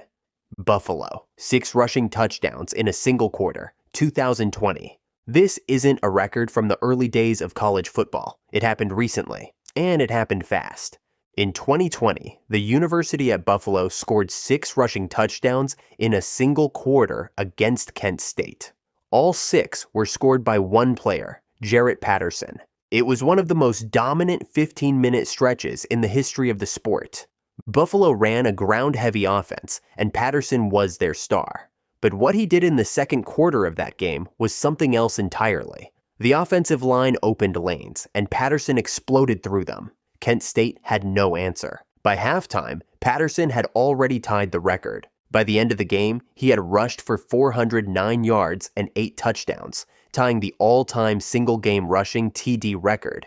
But it was that second quarter, 6 touchdowns in just 1 quarter of play, that stamped his name in the record books. No other team has ever rushed for more in that span. And with the way modern coaches manage reps, rest players, and ease off in lopsided games, it's hard to imagine this record falling. Donnell Pumphrey, 6,405 career rushing yards. From 2013 to 2016, San Diego State's Donnell Pumphrey rushed for 6,405 yards, the most in FBS history. That number puts him above legends like Herschel Walker, Ron Dane, Ricky Williams, and LaDainian Tomlinson. And yet, Pumphrey's name rarely comes up in the conversation of all-time greats. But the numbers don't lie. He wasn't the biggest or the fastest. At just 5 feet 9 inches, 170 pounds, he didn't look like the kind of player who could carry the ball 300 times a year. But he did, year after year, and turned in production that no one could match. Pumphrey rushed for over 1,800 yards in back-to-back seasons, finishing with 2,133 as a senior. He also added over 1,000 receiving and return yards in his career, showing off his versatility as an all-purpose weapon. He wasn't just racking up yardage against weak competition either. He torched Power 5 defenses in bowl games, delivered in conference championships, and carried San Diego State to multiple double-digit win seasons. He knew how to set up blocks, find cutback lanes, and slip through tight spaces. Plenty of backs have had big seasons, but almost none have stayed healthy, stayed consistent, and stayed dominant for 4 full years. In today's game, most elite backs leave for the NFL early. Others split carries. And very few ever get the opportunity to chase 6,000-plus yards. Bailey Zapp, 62 passing touchdowns in a single season. This isn't just a record-breaking season, it's the greatest statistical passing year college football has ever seen. In 2021, Bailey Zappe threw 62 touchdown passes at Western Kentucky, the most in FBS history. He broke Joe Burrow's record of 60, which had stood since LSU's historic 2019 season, and Zappe did it in just 1 year at the FBS level. Before that, he spent 3 years lighting up defenses at Houston Baptist, an FCS program. When he transferred to Western Kentucky, he brought his offensive coordinator, Zach Kitley, with him, and the results were instant. Zappe ran a lightning-fast air raid-style offense that leaned into his strengths. Every possession felt like a 2-minute drill. Every throw had purpose. He finished the season with 5,967 passing yards, another FBS record, and 62 touchdowns in 14 games, including 6 in the bowl game that pushed him past Burrow's mark. But Zappe wasn't just padding stats. He was sharp, efficient, and almost impossible to throw off rhythm. And while offenses today are more pass-friendly than ever, no one has reached 62 since. To break Zappe's record, you'd need the perfect quarterback, the perfect scheme, and a team willing to throw from week 1 through the bowl game, without slowing down. That combination may not come around again for a long time. Howard Griffith, 8 rushing touchdowns in a single game. This isn't just a single game explosion. It's a record that stood for over 30 years, untouched by every great running back since. In 1990, Illinois fullback Howard Griffith scored 8 rushing touchdowns in a single game against Southern Illinois. It remains the most ever by one player in FBS history. And what makes this record even more shocking? Griffith wasn't the featured tailback. He wasn't known for speed or highlight runs. He was a fullback, built for power, short yardage, and blocking. But that day, he was unstoppable. Illinois dominated the line of scrimmage, and Griffith kept finishing drives, goal line plunges, short bursts, and punishing runs between the tackles. He finished the game with 21 carries for 208 yards and 8 touchdowns, averaging nearly 10 yards per carry. He didn't need 40 touches. He made every single one count. Since then, several players have scored 7 rushing touchdowns in a game, but no one has reached more than 8. Coaches pull starters early, teams balance touches, and blowouts rarely last long enough to push a player that far. That's what makes Griffith's record so tough to break. Florida State, 14 consecutive top 5 finishes. From 1987 to 2000, Florida State finished in the AP top 5 every single season. That's 14 years in a row, a level of dominance that no other program has matched before or since. It was the golden era of Seminole football, and it was built under one man, Bobby Bowden. With Bowden at the helm, Florida State became a machine, reloading every year with future NFL stars, competing for national titles and winning almost every game that mattered. This streak wasn't built on soft schedules or conference mismatches. Florida State played anyone, anywhere, from Miami and Florida to bowl games against top-ranked teams. And they didn't just survive, they thrived. From 1987 through 2000, they went 152-19. They won 9 ACC titles, made 5 national championship game appearances, and captured 2 national titles in 1993 and 1999. The 1999 team even went undefeated. Wire to wire ranked number 1 from preseason to national champions. Every college football powerhouse has had its moment, but none have sustained it like Florida State did for over a decade. Derek Thomas, 27 sacks in a single season. In 1988, Alabama linebacker Derek Thomas recorded 27 sacks in a single season. That's the most in FBS history, and it's not even close. Thomas wasn't just fast. He was explosive off the edge, with a first step that made offensive tackles panic. He had perfect timing, elite bend, and an unstoppable motor. Every snap, he was in the quarterback's face before the play could develop. And this wasn't in some pass-happy era either. In the late 80s, college teams ran the ball far more than they passed. Offenses were slower, more physical, and still, Thomas lived in the backfield. He had multiple games with 4 or more sacks, including a 5-sack performance against Texas A&M in the Cotton Bowl. And even when he wasn't bringing quarterbacks down, he was altering plays. forcing fumbles, blowing up blocking schemes, and setting the tone from the first quarter on. Today, the game is faster, quarterbacks get rid of the ball quicker, and defensive rotations limit snap counts. Even elite pass rushers rarely hit 15 sacks in a season. To get near 27, you'd need dominance, durability, and a scheme built entirely around one man. Derek Thomas had all of it, and used it to perfection. Oklahoma, 47 game-winning streak. From 1953 to 1957, the University of Oklahoma won 47 straight games under head coach Bud Wilkinson. That's 4 full seasons without a single loss, across multiple rosters, multiple quarterbacks, and dozens of ranked opponents. And they didn't just scrape by, they dominated. Oklahoma outscored teams by an average of 30-plus points, shut out opponents regularly, and controlled every game with a brutal mix of discipline and physicality. Wilkinson's teams ran the split T offense with surgical precision and played suffocating defense. They weren't flashy, they were flawless. During the streak, they won 3 national championships, produced multiple All-Americans, and built the foundation for Oklahoma's powerhouse reputation. But what makes this streak unbreakable today is the structure of modern college football. Today's game is built for chaos, with conference championship games, playoff systems, early draft departures, and constant media pressure. Even the best programs slip up. Alabama, Ohio State, Georgia. None have come close to 47 in a row. You need elite talent. You need coaching consistency. You need luck with injuries. And you have to win every week for over 3 years. John Reeves, 9 interceptions in a single game. This isn't a highlight, it's a low point that's never been matched, and likely never will be. In 1969, Florida quarterback John Reeves threw 9 interceptions in a single game against Auburn.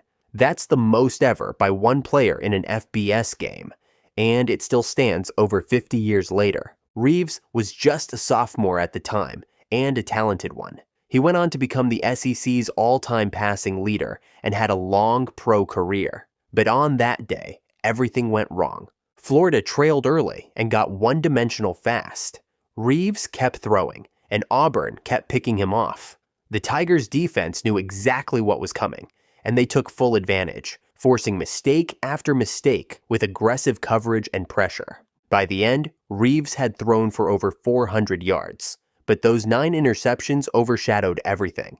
In today's game, this kind of performance would never happen. Coaches would pull the quarterback after 3 or 4 picks. Teams rotate faster, manage optics, and protect players from spiraling mid-game. But back then, starters stayed in. Quarterbacks played through it.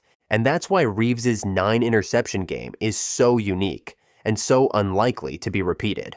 Texas Tech versus Centenary, 77 combined punts in a single game. This isn't just a weird stat, it's the strangest game in college football history.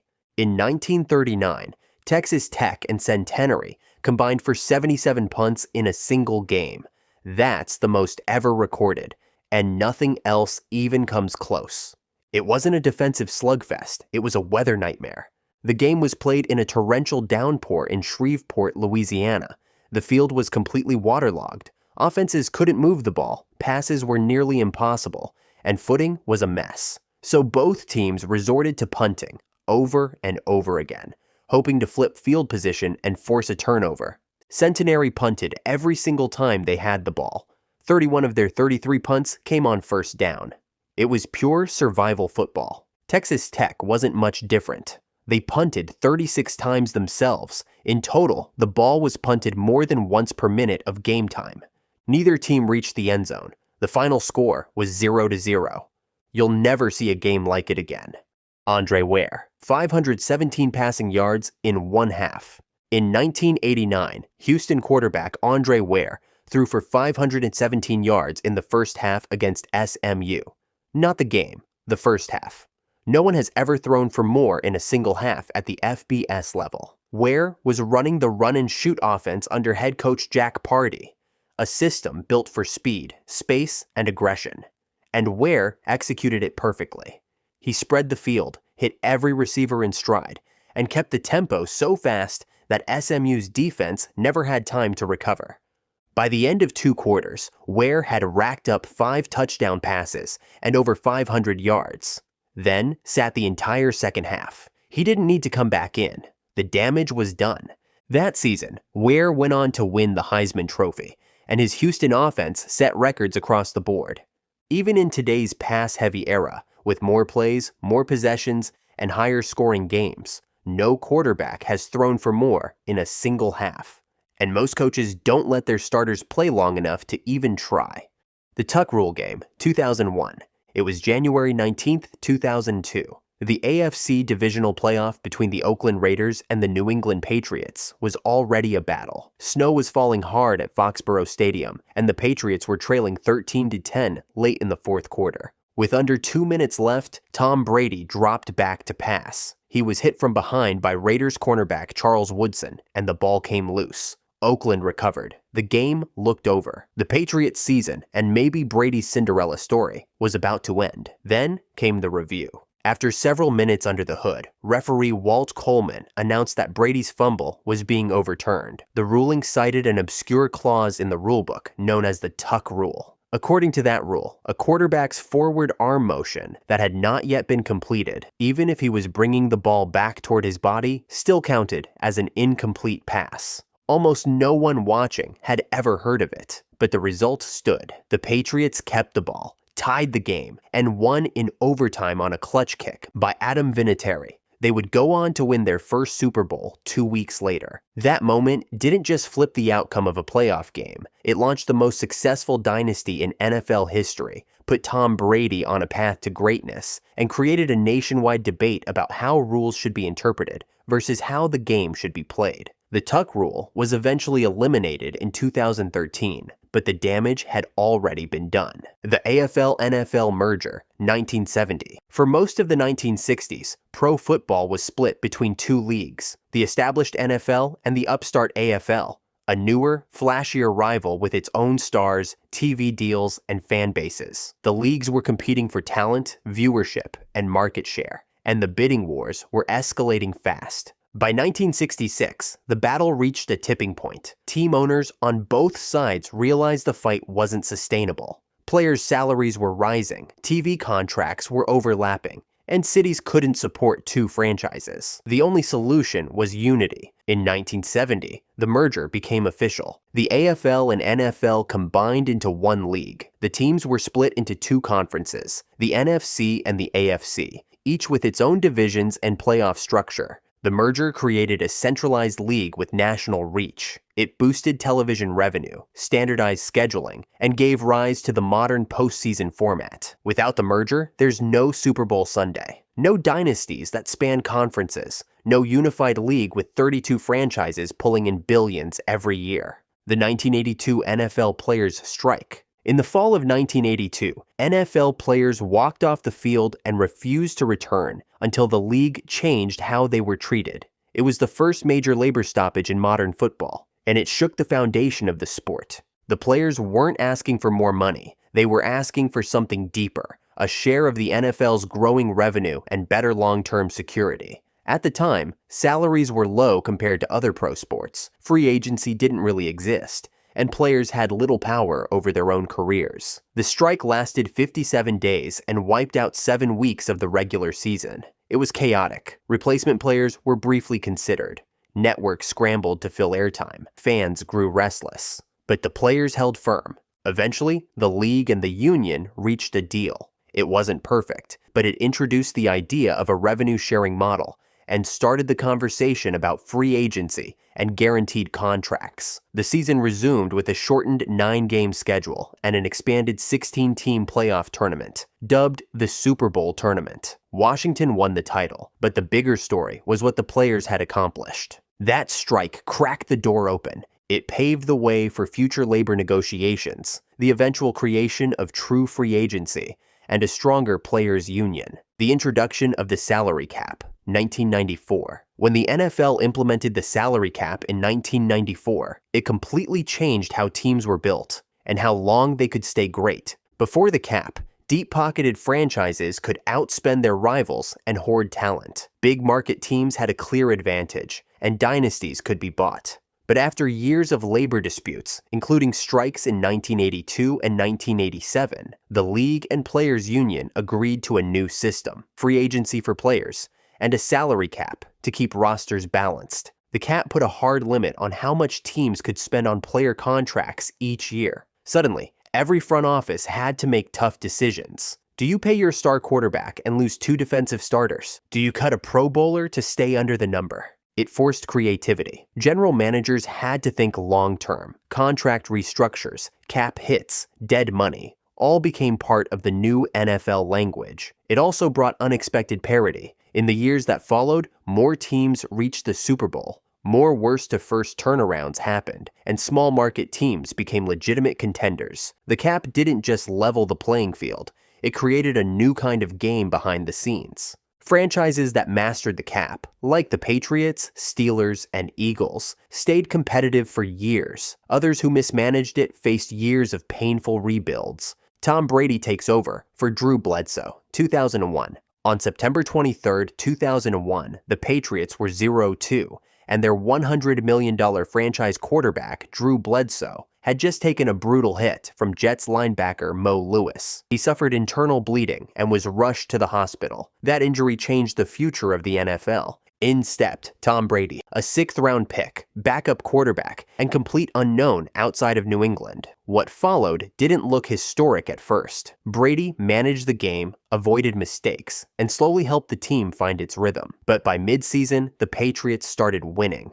They rallied around Brady's poise, leadership, and accuracy. By December, Bledsoe was healthy again. Head coach Bill Belichick had a decision to make. Go back to the veteran or stick with the unknown. He stuck with Brady. New England finished 11-5, reached the Super Bowl, and pulled off a stunning upset of the Rams' greatest show on turf. Brady led a game-winning drive in the final minutes and was named Super Bowl MVP. That wasn't just the start of a career, it was the start of a dynasty. Over the next 2 decades, Brady would win 7 Super Bowls, 3 MVPs, and rewrite the record books. But none of it happens without one hit, one injury, and one coach choosing to roll the dice. The catch, Dwight Clark, 1981 NFC Championship. It was January 10th, 1982. The 49ers were down 27-21 to the Dallas Cowboys with less than a minute left in the NFC Championship game.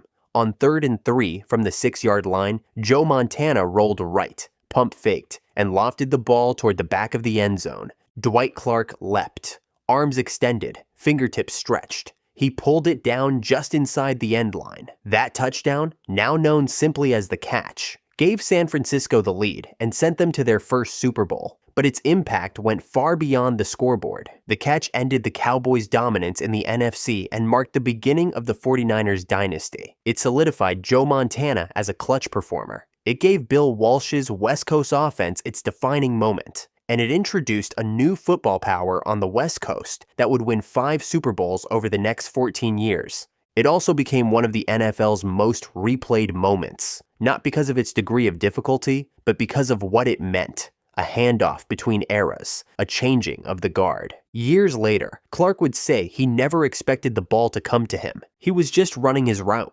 The Immaculate Reception, 1972. December 23rd, 1972, AFC Divisional Playoff, Steelers versus Raiders at Three Rivers Stadium. With 22 seconds left, Pittsburgh trailed 7-6. On 4th and 10 from their own 40-yard line, Terry Bradshaw dropped back, scrambled under pressure, and fired a desperate pass toward running back Frenchie Fuqua. The ball never reached him cleanly. As Fuqua and Raiders safety, Jack Tatum, collided, the ball ricocheted back toward midfield. Out of nowhere, rookie running back Franco Harris scooped it out of the air inches above the turf, sprinted down the sideline, and scored the game-winning touchdown. The stadium erupted. The Raiders protested. The officials huddled. No one knew if the ball had hit Fuqua or Tatum or the ground. After several tense minutes, the referees ruled it a touchdown. The Steelers had won, and a new chapter in NFL history had begun.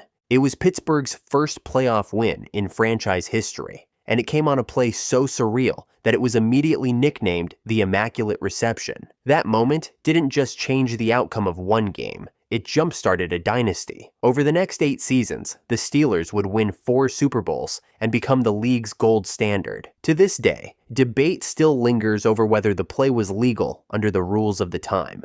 Colin Kaepernick kneels during National Anthem 2016. On August 26, 2016, during a preseason game between the 49ers and Packers, Colin Kaepernick remained seated on the bench during the National Anthem. The moment went largely unnoticed at first, but when asked afterward, Kaepernick explained his reasoning plainly. He was protesting police brutality and systemic racism in America. The following week, he began kneeling instead of sitting after consulting with former Green Beret and NFL player Nate Boyer, who told him kneeling would show respect while still making a statement. That single adjustment turned the moment into a movement. What followed was one of the most polarizing stretches in modern NFL history. Some saw Kaepernick's protest as a powerful stand for justice. Others saw it as disrespectful to the flag and the military. The league found itself at the center of a national cultural debate, as other players joined in, kneeling, raising fists, or staying in the locker room during the anthem.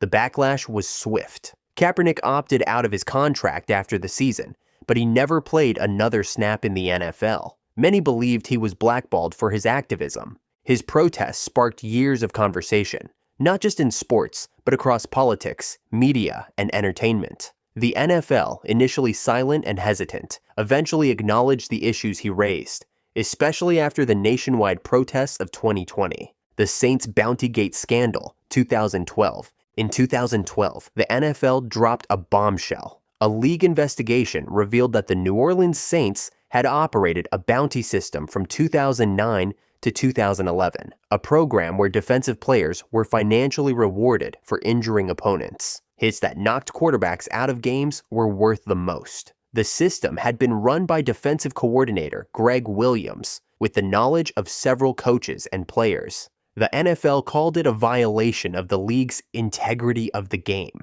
The fallout was massive. Head coach Sean Payton was suspended for the entire 2012 season, the first time in modern NFL history a head coach was banned for any reason. Greg Williams was suspended indefinitely. General manager Mickey Loomis and several players, including linebacker Jonathan Vilma, received multi-game suspensions. The scandal sent shockwaves through the league. It painted the Saints' Super Bowl winning defense in a new light, and raised uncomfortable questions about the culture of violence in football. But it also forced a reckoning. In the years that followed, the NFL rewrote its player safety rules. Helmet-to-helmet hits, late shots on quarterbacks, and unnecessary roughness penalties increased. Fines were handed out weekly. The league created new protocols around concussions, injury reporting, and coach oversight. The helmet catch. David Tyree, Super Bowl 42, February 3, 2008. The New England Patriots were 18-0 and 1 win away from completing the first perfect season since the 1972 Dolphins. The Giants were a wild card team led by a quarterback still fighting for respect. With 1:15 left in the fourth quarter, the Giants trailed 14-10 and faced 3rd and 5 from their own 44-yard line. Eli Manning dropped back. Pressure closed in, and the pocket collapsed. Somehow, he spun away from 3 defenders and heaved the ball down the middle of the field. David Tyree, a special teams player with just 4 catches all season, leapt and pinned the ball against his helmet as he crashed to the turf. Patriot safety. Rodney Harrison had his arms all over him, but Tyree never let go. The play gained 32 yards. 4 snaps later, Manning found Plaxico Burress in the end zone for the go-ahead touchdown. The Giants won 17-14. The perfect season was over, and the Patriots' bid for immortality vanished. The helmet catch became one of the most iconic plays in NFL history, not just because of its degree of difficulty, but because of its impact. It ended what could have been the greatest team of all time and turned Eli Manning from a question mark into a legend. The hit that changed everything. Darryl Stingley, 1978. It was a preseason game on August 12, 1978. The New England Patriots were facing the Oakland Raiders. On a routine crossing route, wide receiver Darryl Stingley leapt for a pass and never got up again. As the ball arrived, Raiders safety Jack Tatum delivered a crushing hit to Stingley's upper body. There was no flag, no penalty, no fine. but the consequences were permanent. Stingley fractured 2 vertebrae in his neck and was left paralyzed from the chest down. He was just 26 years old. At the time, the NFL prided itself on violence. Big hits were celebrated. There were no rules protecting receivers over the middle, no restrictions on helmet contact, and little regard for long-term health. But Stingley's injury changed the conversation. The hit became a turning point in how the league viewed safety, even if the response came slowly. Over time, new rules were introduced to protect defenseless receivers. Spearing was outlawed. Helmet-to-helmet contact became a penalty. Eventually, the NFL adopted a full player safety initiative. Stingley never regained the ability to walk. He never publicly blamed Tatum, and in the years that followed, he became a symbol of the game's hidden cost. The risk every player takes with every snap. The expansion of instant replay, 1999. In 1999, the NFL brought back something that had once been scrapped, instant replay. But this time, it came with a new system, coaches' challenges, red flags, and a formal process for correcting on-field mistakes. The idea was simple. If a team believed the officials got a crucial call wrong, they could challenge it. A referee would review the play on a sideline monitor and make a decision based on clear visual evidence. Each coach had 2 challenges per game, with a third if both were successful. The system didn't just change how games were officiated, it changed how they were watched. Every close play became a moment of suspense. Fans learned to wait before celebrating. Broadcasters showed a dozen angles. Coaches adjusted how they used timeouts, knowing one could buy them a game-altering review. Referees, once the final word on the field, became part of a larger, camera-driven process. It also sparked debates. Some argued it slowed the game down, others believed it didn't go far enough. Over the years, the replay system expanded further, adding automatic reviews for scoring plays, turnovers, and even brief experiments with reviewing penalties. The move of the Browns to Baltimore, 1996. In November 1995, Cleveland fans were blindsided. Team owner Art Modell announced he was relocating the Browns to Baltimore for the 1996 season. Just like that, one of the NFL's most storied franchises, with a rich history and fiercely loyal fan base, was leaving its city behind. The backlash was immediate and explosive. Cleveland fans protested, politicians got involved, lawsuits were filed. The team finished the season in a half-empty stadium, filled with angry chants and flying debris. It wasn't just about football, it was about identity, pride, and betrayal. But what followed changed how the NFL handles relocations forever. After intense negotiations, the league struck a deal. The Browns' name, colors, and history would remain in Cleveland. The franchise would go on a 3-year hiatus, and a new Browns team would return in 1999 as an expansion club with all the original branding intact. Meanwhile, Modell's team became the Baltimore Ravens, a brand new franchise on paper, but one that inherited the players, coaches, and infrastructure from Cleveland. Within 5 years, they won a Super Bowl. The move set a precedent. No other NFL relocation has come with such a compromise. It created a model where cities could retain the rights to their team's identity, even after the physical franchise left. It also showed how deeply a team can be tied to a city's culture, and how painful it is when that bond is broken. Patrick Mahomes' 2018 breakout season. In 2018, Patrick Mahomes didn't just become a star, he changed what the quarterback position looked like. In his first season as a full-time starter, Mahomes threw for 5,097 yards and 50 touchdowns, becoming just the 3rd quarterback in history to hit both marks in a single year. He made throws that didn't seem physically possible. Sidearm lasers, no-look passes, off-platform bombs while scrambling away from pressure. It wasn't just production, it was style and swagger. And something entirely new.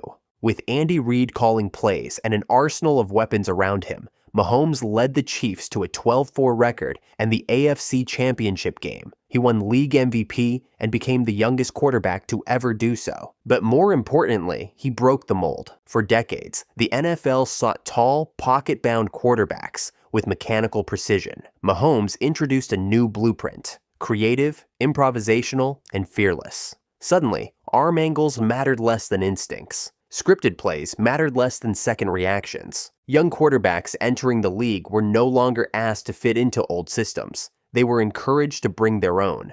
Coaches began designing offenses around their QB's raw ability, rather than trying to smooth it out. The first Super Bowl, 1967. On January 15, 1967, the Green Bay Packers faced the Kansas City Chiefs in the first ever AFL-NFL World Championship game, a matchup that would later be renamed the Super Bowl. The stadium in Los Angeles wasn't even sold out. The game aired on 2 competing networks. The hype was minimal compared to what it would become. But what took place that day laid the foundation for the biggest sporting event in American culture. Vince Lombardi's Packers won decisively, 35-10, asserting NFL dominance over the younger AFL. But the game itself was just the beginning. Television ratings proved there was a massive appetite for a single national championship. Within a few years, the Super Bowl evolved into an American institution, with massive halftime shows, iconic commercials, and weeks of non-stop media coverage. It became the one game that even non-football fans tuned in for. More than a title game, the Super Bowl became the league's brand. Its global reach helped the NFL pass baseball as America's most watched sport. Every franchise began building with one goal in mind, not just to win games, but to win that game. What started as an awkward experiment in 1967 is now the most watched annual broadcast in the United States. Ray Rice elevator video, 2014. In February 2014, Ravens running back Ray Rice was arrested after an altercation with his then-fiancée, Jenna Palmer, in an Atlantic City hotel. Security footage showed Rice dragging her unconscious body out of an elevator. The NFL initially suspended him for just 2 games, a decision that sparked immediate outrage. But then came the second video. Released by TMZ in September, the footage showed the full incident inside the elevator, Rice striking Palmer with a punch that knocked her out cold. The reaction was swift and seismic. The Ravens terminated his contract. The NFL suspended him indefinitely. League Commissioner Roger Goodell came under intense scrutiny for the league's mishandling of the case. It wasn't just a scandal, it was a reckoning. The NFL faced a tidal wave of criticism from fans, sponsors, media, and politicians. Questions about the league's culture, its policies on domestic violence, and its commitment to player accountability dominated headlines. In response, the NFL overhauled its personal conduct policy. It introduced a 6-game baseline suspension for first-time domestic violence offenses and created a dedicated conduct committee. Teams became more cautious in signing players with off-field concerns, and league investigations into player behavior became more aggressive and more public. Ray Rice never played another down in the NFL. The 2007 Patriots Spygate scandal. In September 2007, the NFL launched an investigation into the New England Patriots after the New York Jets accused them of videotaping defensive signals from the sideline, a violation of league rules. The allegations were true. The Patriots had filmed opponents' hand signals for years, compiling data to help decode defensive schemes in real time. Head coach Bill Belichick was fined $50,000, the largest fine ever given to a coach. The team lost a first-round draft pick. The scandal became known as Spygate, and it cast a shadow over one of the most dominant franchises in NFL history. The timing made it worse. That same season, the Patriots would go 16-0 in the regular season and fall just short of a perfect year in Super Bowl 42. For critics, Spygate gave them reason to question how New England had built its dynasty. For supporters, it added fuel to the argument that every team pushed the rules, but only the Patriots got caught. The fallout changed the way the league monitored competitive fairness. Teams became more paranoid. Sideline security was tightened. The NFL revised its policies on video access and created stricter enforcement of signal use. Years later, new scandals like Deflategate would reignite old suspicions, many rooted in the events of 2007, the invention of NFL Red Zone, 2009. In 2009, the NFL launched something that completely changed how fans watched football, NFL Red Zone. Hosted by Scott Hanson, Red Zone was a commercial-free broadcast that jumped from game to game every Sunday afternoon, showing only the most important plays, especially when teams entered the red zone. No timeouts, no punts, no filler, just constant action. At first, it seemed like a niche product, but it quickly became a phenomenon. Red Zone transformed the way fans consumed football. Instead of following one team, viewers could track every touchdown, every big play, every upset as it unfolded live. Fantasy football players loved it.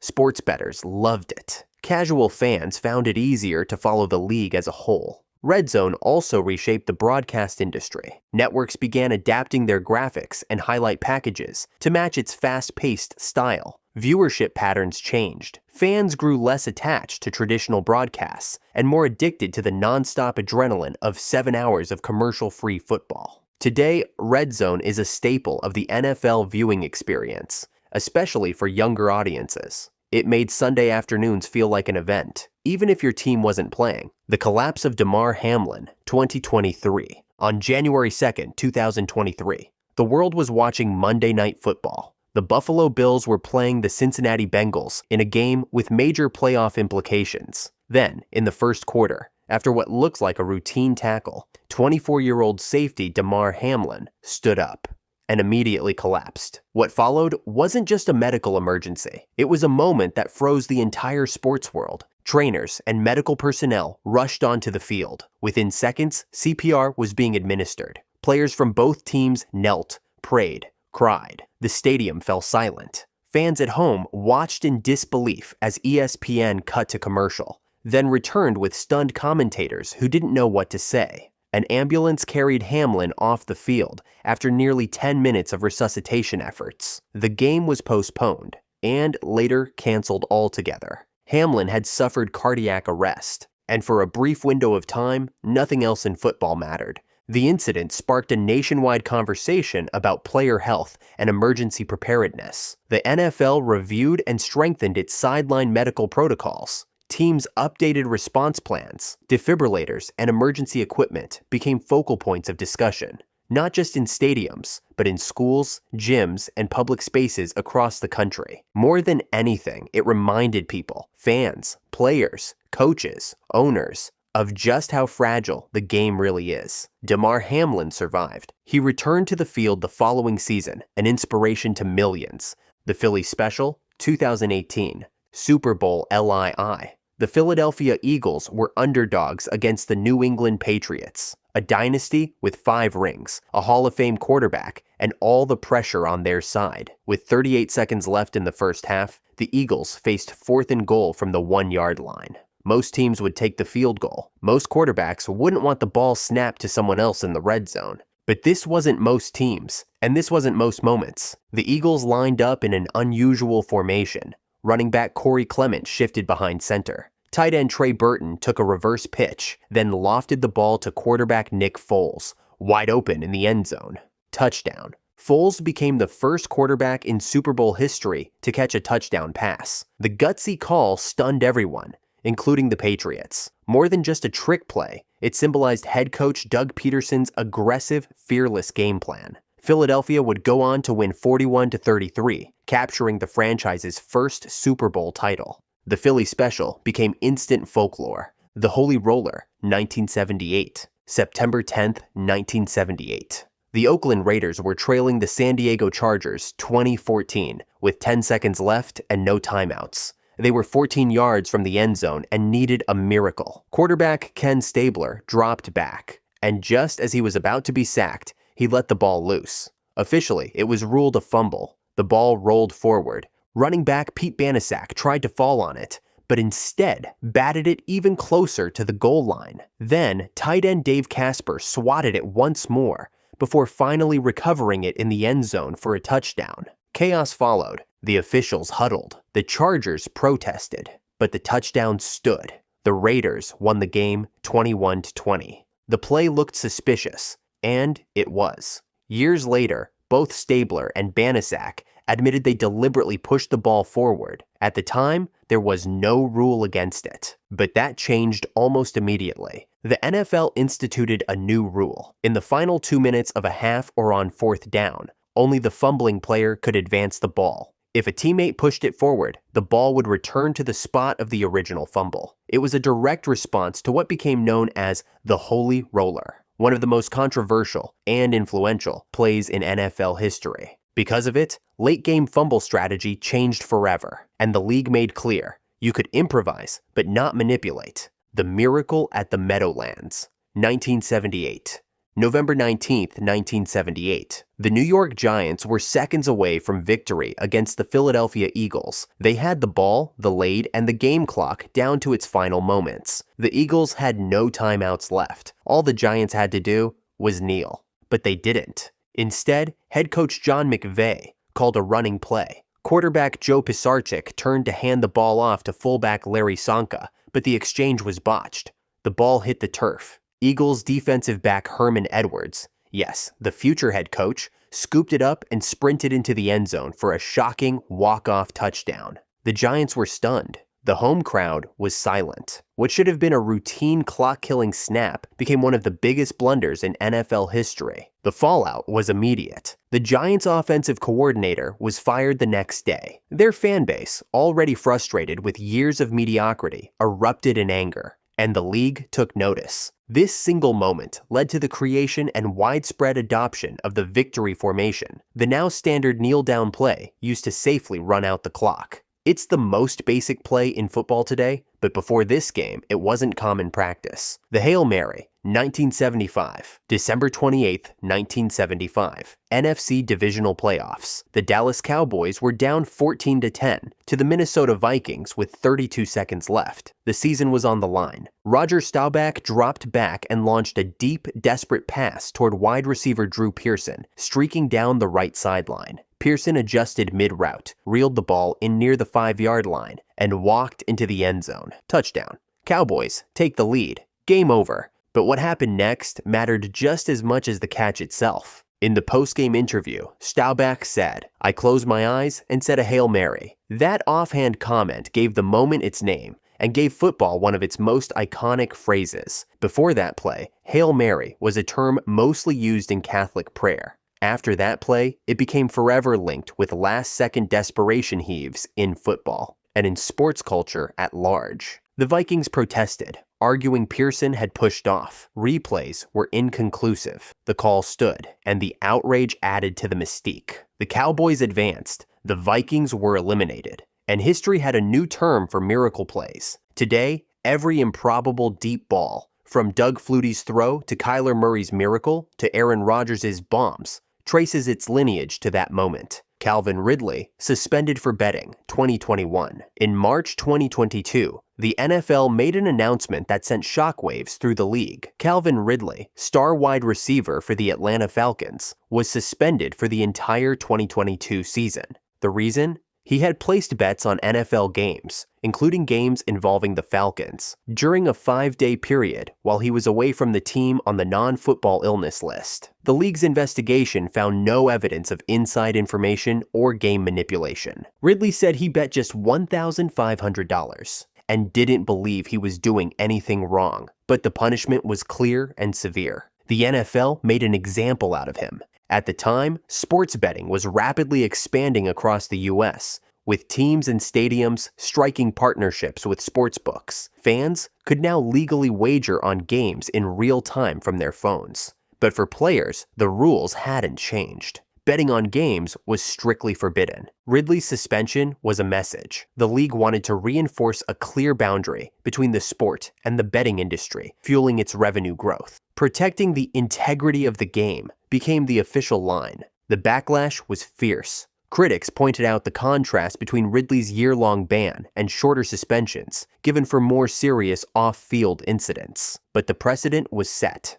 Even in a betting-friendly era, the NFL showed it would come down hard on any player who blurred that line, regardless of intent or amount wagered. Congress grills, the NFL about concussions. 2009. In October 2009, the NFL found itself in an unfamiliar place, not on the field, but under oath. The U.S. House Judiciary Committee summoned league executives, doctors, and former players to testify about one thing: concussions. For years, the NFL had downplayed the link between football and long-term brain damage. League-funded research claimed there was no evidence that repeated concussions led to chronic traumatic encephalopathy, CTE. But players were suffering and dying, and the science was catching up. Then came the hearing, Lawmakers pressed the NFL on why it denied mounting evidence from independent researchers. They questioned the league's motives, its handling of player safety, and the credibility of its in-house medical committees. Representative Linda Sanchez famously compared the NFL to big tobacco, accusing it of using studies to deny the obvious connection between football and head trauma. The hearing wasn't just performative. It exposed cracks in the league's stance and forced real change. Just weeks later, the NFL updated its concussion protocols. Independent neurologists were added to the sideline evaluation process. Public messaging shifted. For the first time, the league acknowledged that repeated blows to the head could lead to long-term problems. Overtime rules change after Chiefs beat Bills 20-21. In the 2021 AFC Divisional Playoff, football fans witnessed one of the greatest quarterback duels in NFL history. Patrick Mahomes versus Josh Allen, the Kansas City Chiefs versus the Buffalo Bills.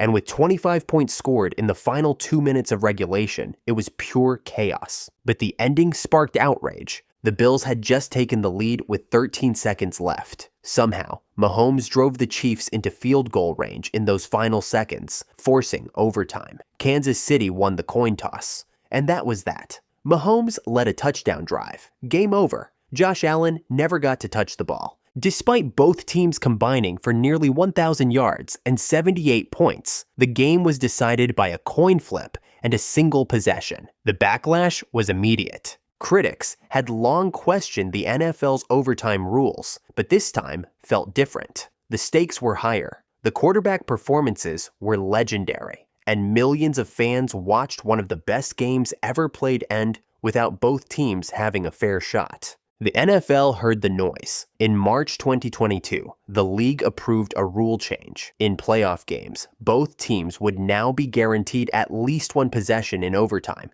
regardless of whether the first team scored a touchdown. Peyton Hillis, 2010. In 2010, Peyton Hillis became the most unlikely star in the NFL. He rushed for 1,177 yards, added over 450 receiving yards, and scored 13 total touchdowns for the Cleveland Browns. At 6'2" and 250 pounds, Hillis wasn't flashy. He ran angry, lowered his shoulder, and fought for every yard. Originally drafted as a fullback, he started his career buried on Denver's depth chart. When he was traded to Cleveland, the move barely registered, but injuries gave him a shot, and he made the most of it. He stiff-armed defenders, carried piles forward, and even hurdled a few would-be tacklers. He had big games against top defenses, including 184 yards against the Patriots and 144 against the Ravens. His breakout was so popular that fans voted him onto the cover of Madden 12. Then it all faded. Injuries and contract tension followed. His production dropped in 2011, and he bounced around teams before quietly leaving the league a few years later. Barry Foster, 1992.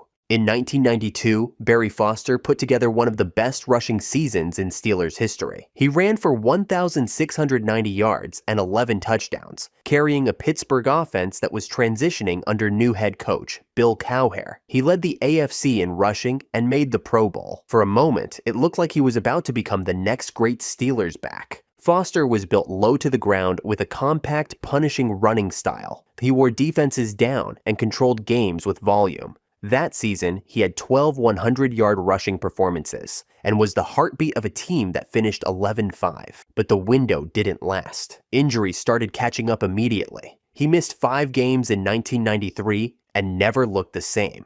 By 1994, he had lost his starting job. He was traded to Carolina in 1995, but he retired before ever playing a snap. He finished his career with just over 3,900 rushing yards. Nearly half came in one magical season. Robert Griffin III, 2012. In 2012, Robert Griffin III looked like the future of the NFL. As a rookie with Washington, he threw for 3,200 yards, ran for another 815, and totaled 27 touchdowns with just 5 interceptions. He led the league in passer rating, brought Washington to a division title, and won Offensive Rookie of the Year. He was explosive, smart, and fearless. His deep ball was accurate, his speed stretched defenses, and his composure under pressure was rare for a first-year quarterback. The offense was built around him, and it worked. Every week felt like a highlight reel, but the season ended with a torn ACL in the playoffs. He came back in 2013, but he wasn't the same. The burst was gone, and the confidence seemed to follow. He struggled through the next 2 seasons before losing the starting job and eventually moving into backup roles. Tim Tebow, 2011. In 2011, Tim Tebow took over the Denver Broncos and turned chaos into wins. He started the season as the backup, but was named the starter after a 1-4 start. From that point on, Denver went 7-4 with Tebow under center. He threw just 12 touchdowns all season and completed less than half of his passes, but he kept finding ways to win, often in the final minutes. It wasn't clean football. The offense would stall for 3 quarters, then suddenly click in the 4th. Tebow scrambled, improvised, and turned broken plays into game winners. He led multiple comeback drives, including a stretch where the Broncos won 6 straight games. Then came the playoffs. In the wild card round against Pittsburgh, Tebow threw for 316 yards and hit Demaryius Thomas for an 80-yard touchdown. On the first play of overtime, it was the most iconic moment of his career, and it turned out to be the end of it. Denver signed Peyton Manning the following offseason, and Tebow was traded to the Jets. He never started another NFL game.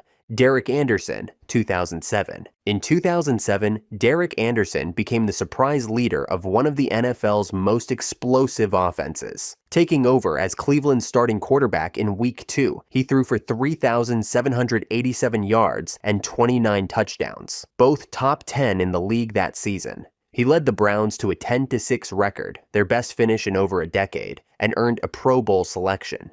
Anderson had a huge arm and took advantage of it. He hit Braylon Edwards for deep shots, fed Kellen Winslow over the middle, and wasn't afraid to take risks. The Browns scored 30 or more points 6 times, and fans finally had hope that the franchise had found its guy. But the following year, everything unraveled. He struggled with accuracy and decision-making in 2008, and was eventually benched. Injuries followed. Over the next 9 seasons, he never started more than 5 games in a year. He settled into a backup role and quietly exited the league in 2018. Steve Slayton, 2008. In 2008, Steve Slayton looked like the NFL's next breakout running back. As a rookie with the Houston Texans, he rushed for 1,282 yards, scored 10 total touchdowns, and added nearly 400 receiving yards. He finished 6th in the league in rushing and gave Houston its first legitimate backfield star since the franchise was founded. Slayton was undersized but explosive. He had breakaway speed, quick feet, and the ability to make defenders miss in space. He had 5 100-yard rushing games, including a 156-yard performance in Week 16 against the Raiders that helped Houston finish 8-8. But after his rookie year, he never found that gear again. He struggled with fumbles in 2009 and lost his starting job. Injuries slowed him down, and by 2011, he was out of the league. He attempted a brief comeback in the CFL, but it never materialized into another run. Gary Barnidge, 2015. In 2015, Gary Barnidge became the most unexpected breakout tight end in the NFL. At 30 years old, in his 8th season, he posted 79 catches for 1,043 yards and 9 touchdowns with the Cleveland Browns. Before that year, he had never topped 300 yards in a season. Then suddenly, he was one of the league's most productive pass catchers. Barnidge had great size, strong hands, and found soft spots in coverage. No matter who the quarterback was, Josh McCown, Johnny Manziel, or Austin Davis, Barnidge produced. He was consistent, reliable, and became the lone bright spot in a Browns offense that struggled all year. The season earned him a Pro Bowl selection and a contract extension. But just as quickly as it started, it was over. In 2016, his numbers dropped significantly. He was released the following offseason and never played another NFL snap. Ernie Sims, 2006. In 2006, Ernie Sims looked like the future of the Detroit Lions defense. Drafted 9th overall out of Florida State, Sims made an immediate impact as a rookie. He started all 16 games, recorded 124 total tackles, and flew all over the field with elite sideline-to-sideline speed. At just 21 years old, he was already calling plays for the defense and rarely came off the field. He followed that with another 100 tackle season in 2007 and again in 2008. He was undersized for a linebacker, but made up for it with athleticism, effort, and instinct. For a few seasons, he was one of the most productive young defenders in the league. But things unraveled quickly. Injuries began to pile up, and his coverage struggles became harder to hide. By 2009, his role had started to shrink. The Lions traded him to Philadelphia in 2010, and after that, he bounced between 4 teams in 4 years. He played 8 seasons in total, but only his rookie year carried that burst of promise, when it looked like Ernie Sims might become a star. Alfred Morris, 2012. In 2012, Alfred Morris went from unknown 6th-round pick to one of the NFL's leading rushers. As a rookie in Washington, Morris ran for 1,613 yards and 13 touchdowns, the second most rushing yards in the league that year, behind only Adrian Peterson. He helped power a dominant zone read offense alongside Robert Griffin III, and the team finished 10-6 with a division title. Morris ran with vision, patience, and quiet power. He didn't rely on speed or flash. He found the cutback lanes, stayed low, and punished tacklers. And he was dependable. He fumbled just once all season. The performance was even more surprising considering his background. He came from Florida Atlantic, didn't receive much national attention, and made the roster out of camp as the 3rd-string back. Morris stayed productive for a few more seasons, including back-to-back 1,000-yard years in 2013 and 2014, but he never matched his rookie numbers. As the offense shifted and RG3 declined, Morris's role shrank. He became a rotational back and spent his later years as a spot starter in Dallas and San Francisco. His 2012 season came out of nowhere, and though he had a solid career, nothing ever quite matched that incredible debut. Rex Grossman, 2006. In 2006, Rex Grossman started every game for a Chicago Bears team that went 13-3 and reached the Super Bowl. It was the only full season he ever played as a starter. He threw for over 3,000 yards and 23 touchdowns, leading a team that relied heavily on its defense and special teams. Grossman was streaky, capable of explosive quarters and baffling mistakes. But for much of that year, he held it together just enough. The Bears didn't ask him to carry the offense. With Devin Hester flipping field position and Brian Urlacher anchoring a dominant defense, Grossman's job was to keep the train on the tracks. And for most of the regular season, he did.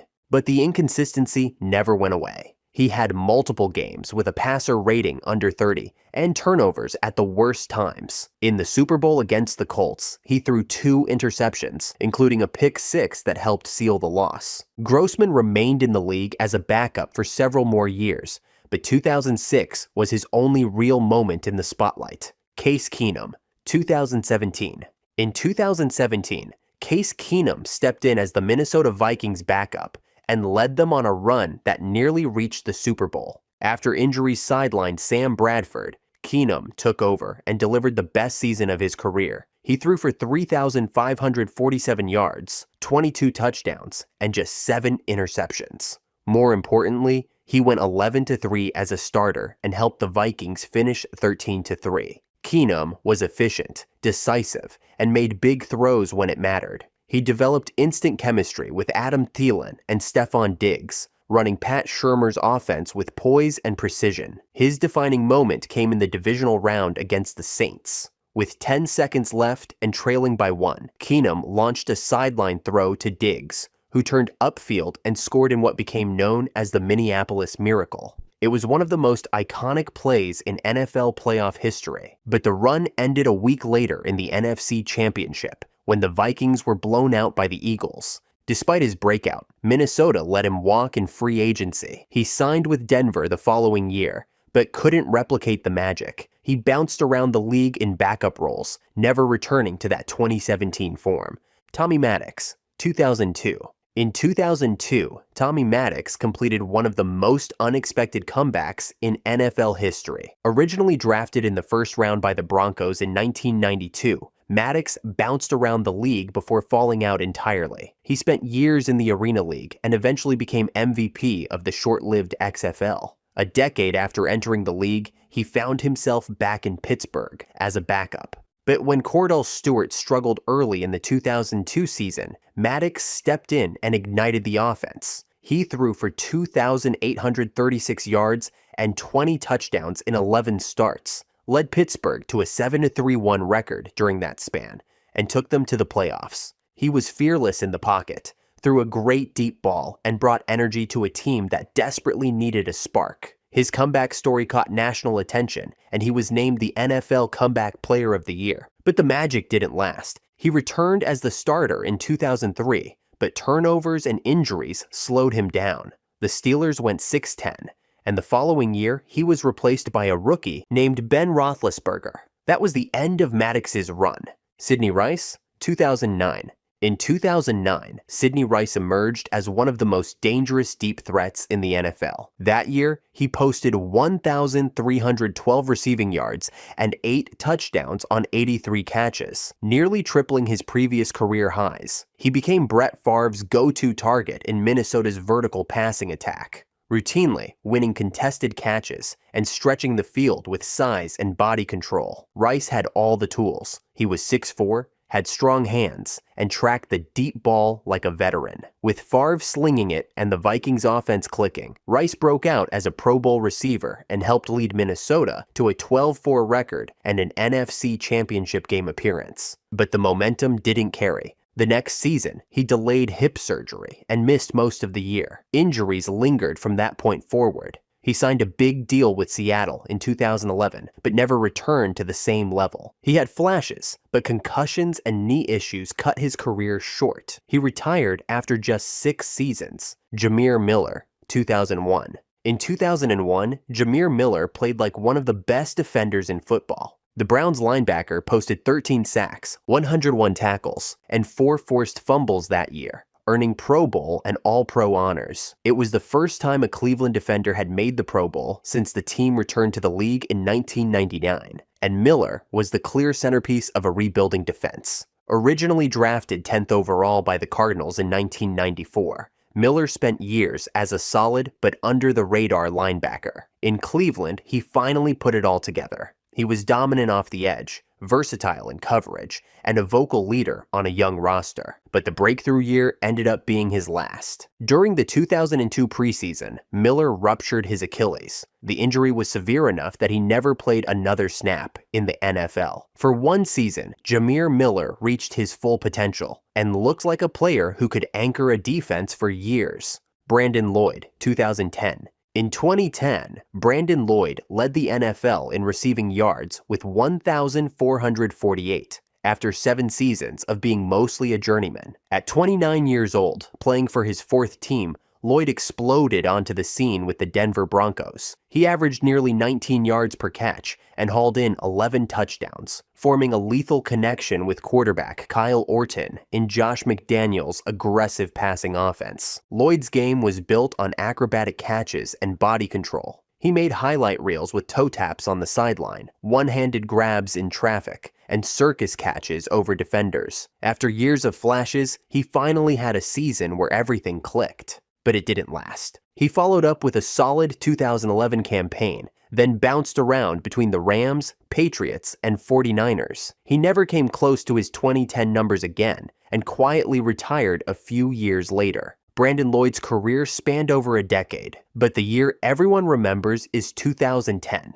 Charles White, 1987. In 1987, Charles White led the NFL in rushing with 1,374 yards and 11 touchdowns, nearly matching his total yardage from the previous 5 seasons combined. It was a stunning comeback. A former Heisman Trophy winner from USC, White had struggled early in his pro career with injuries, off-field issues, and inconsistency. After 5 disappointing seasons with the Browns, he landed in Los Angeles with the Rams and reunited with his college coach, John Robinson. That year, everything changed. White ran with urgency, vision, and toughness. He carried the ball 324 times, more than any other back in the league, and helped keep the Rams competitive during a strike-shortened season that included replacement players. He was named NFL Comeback Player of the Year and earned the only Pro Bowl nod of his career, but the success didn't carry forward. In 1988, his production dropped sharply. By 1989, he was out of the league. Greg Cook, 1969. In 1969, Greg Cook looked like a future superstar. at quarterback for the Cincinnati Bengals.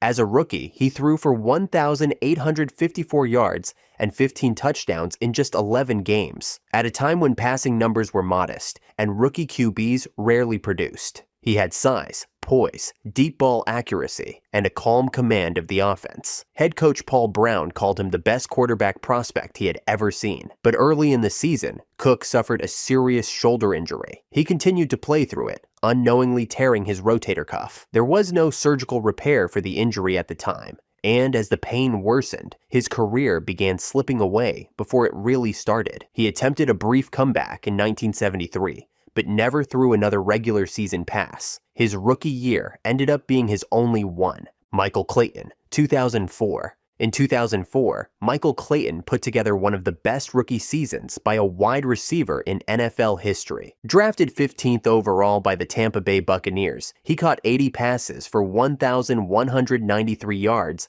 and 7 touchdowns. He was physical, tough after the catch, and reliable in traffic. On a team that lacked offensive consistency, Clayton was a bright spot and quickly became the go-to target. He looked like a future star, a strong route runner with size and balance, who could anchor the position for years. But after that rookie year, his production collapsed. Injuries, changes at quarterback, and a revolving door at offensive coordinator all played a part. He never scored more than 1 touchdown in any of his remaining 6 seasons. Despite getting opportunities, he never rediscovered the timing or confidence he showed in 2004. Michael Clayton stayed in the league through 2011, but his impact never matched that first season. Josh Norman, 2015. In 2015, Josh Norman became the most feared cornerback in the NFL. Playing in his 4th season with the Carolina Panthers, Norman shut down nearly every top receiver he faced. He had 4 interceptions,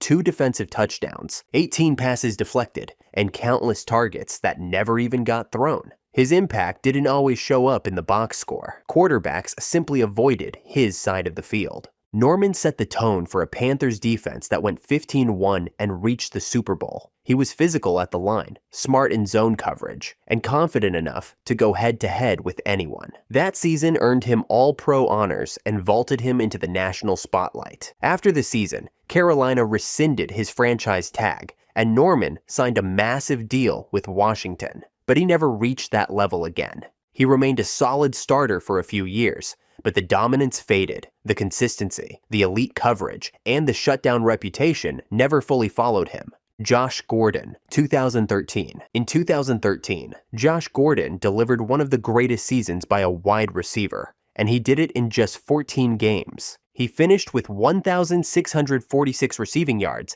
and 9 touchdowns on 87 catches for the Cleveland Browns. He led the NFL in receiving yards despite missing the first 2 games due to suspension, and he became the first player in league history to record back-to-back 200-yard games in consecutive weeks. Gordon was nearly impossible to guard. He combined size, speed, body control, and effortless separation. He routinely turned short slants into breakaway touchdowns and went over the top of double coverage without flinching. But that season became both his peak and his pivot point. Gordon was suspended multiple times for violating the league's substance abuse policy. He missed the entire 2015 season, and over the next 8 years, he played just 45 total games. There were brief flashes in New England, Seattle, and Kansas City, but he never recaptured the dominance of 2013. David Johnson, 2016. In 2016, David Johnson looked like the future of the running back position.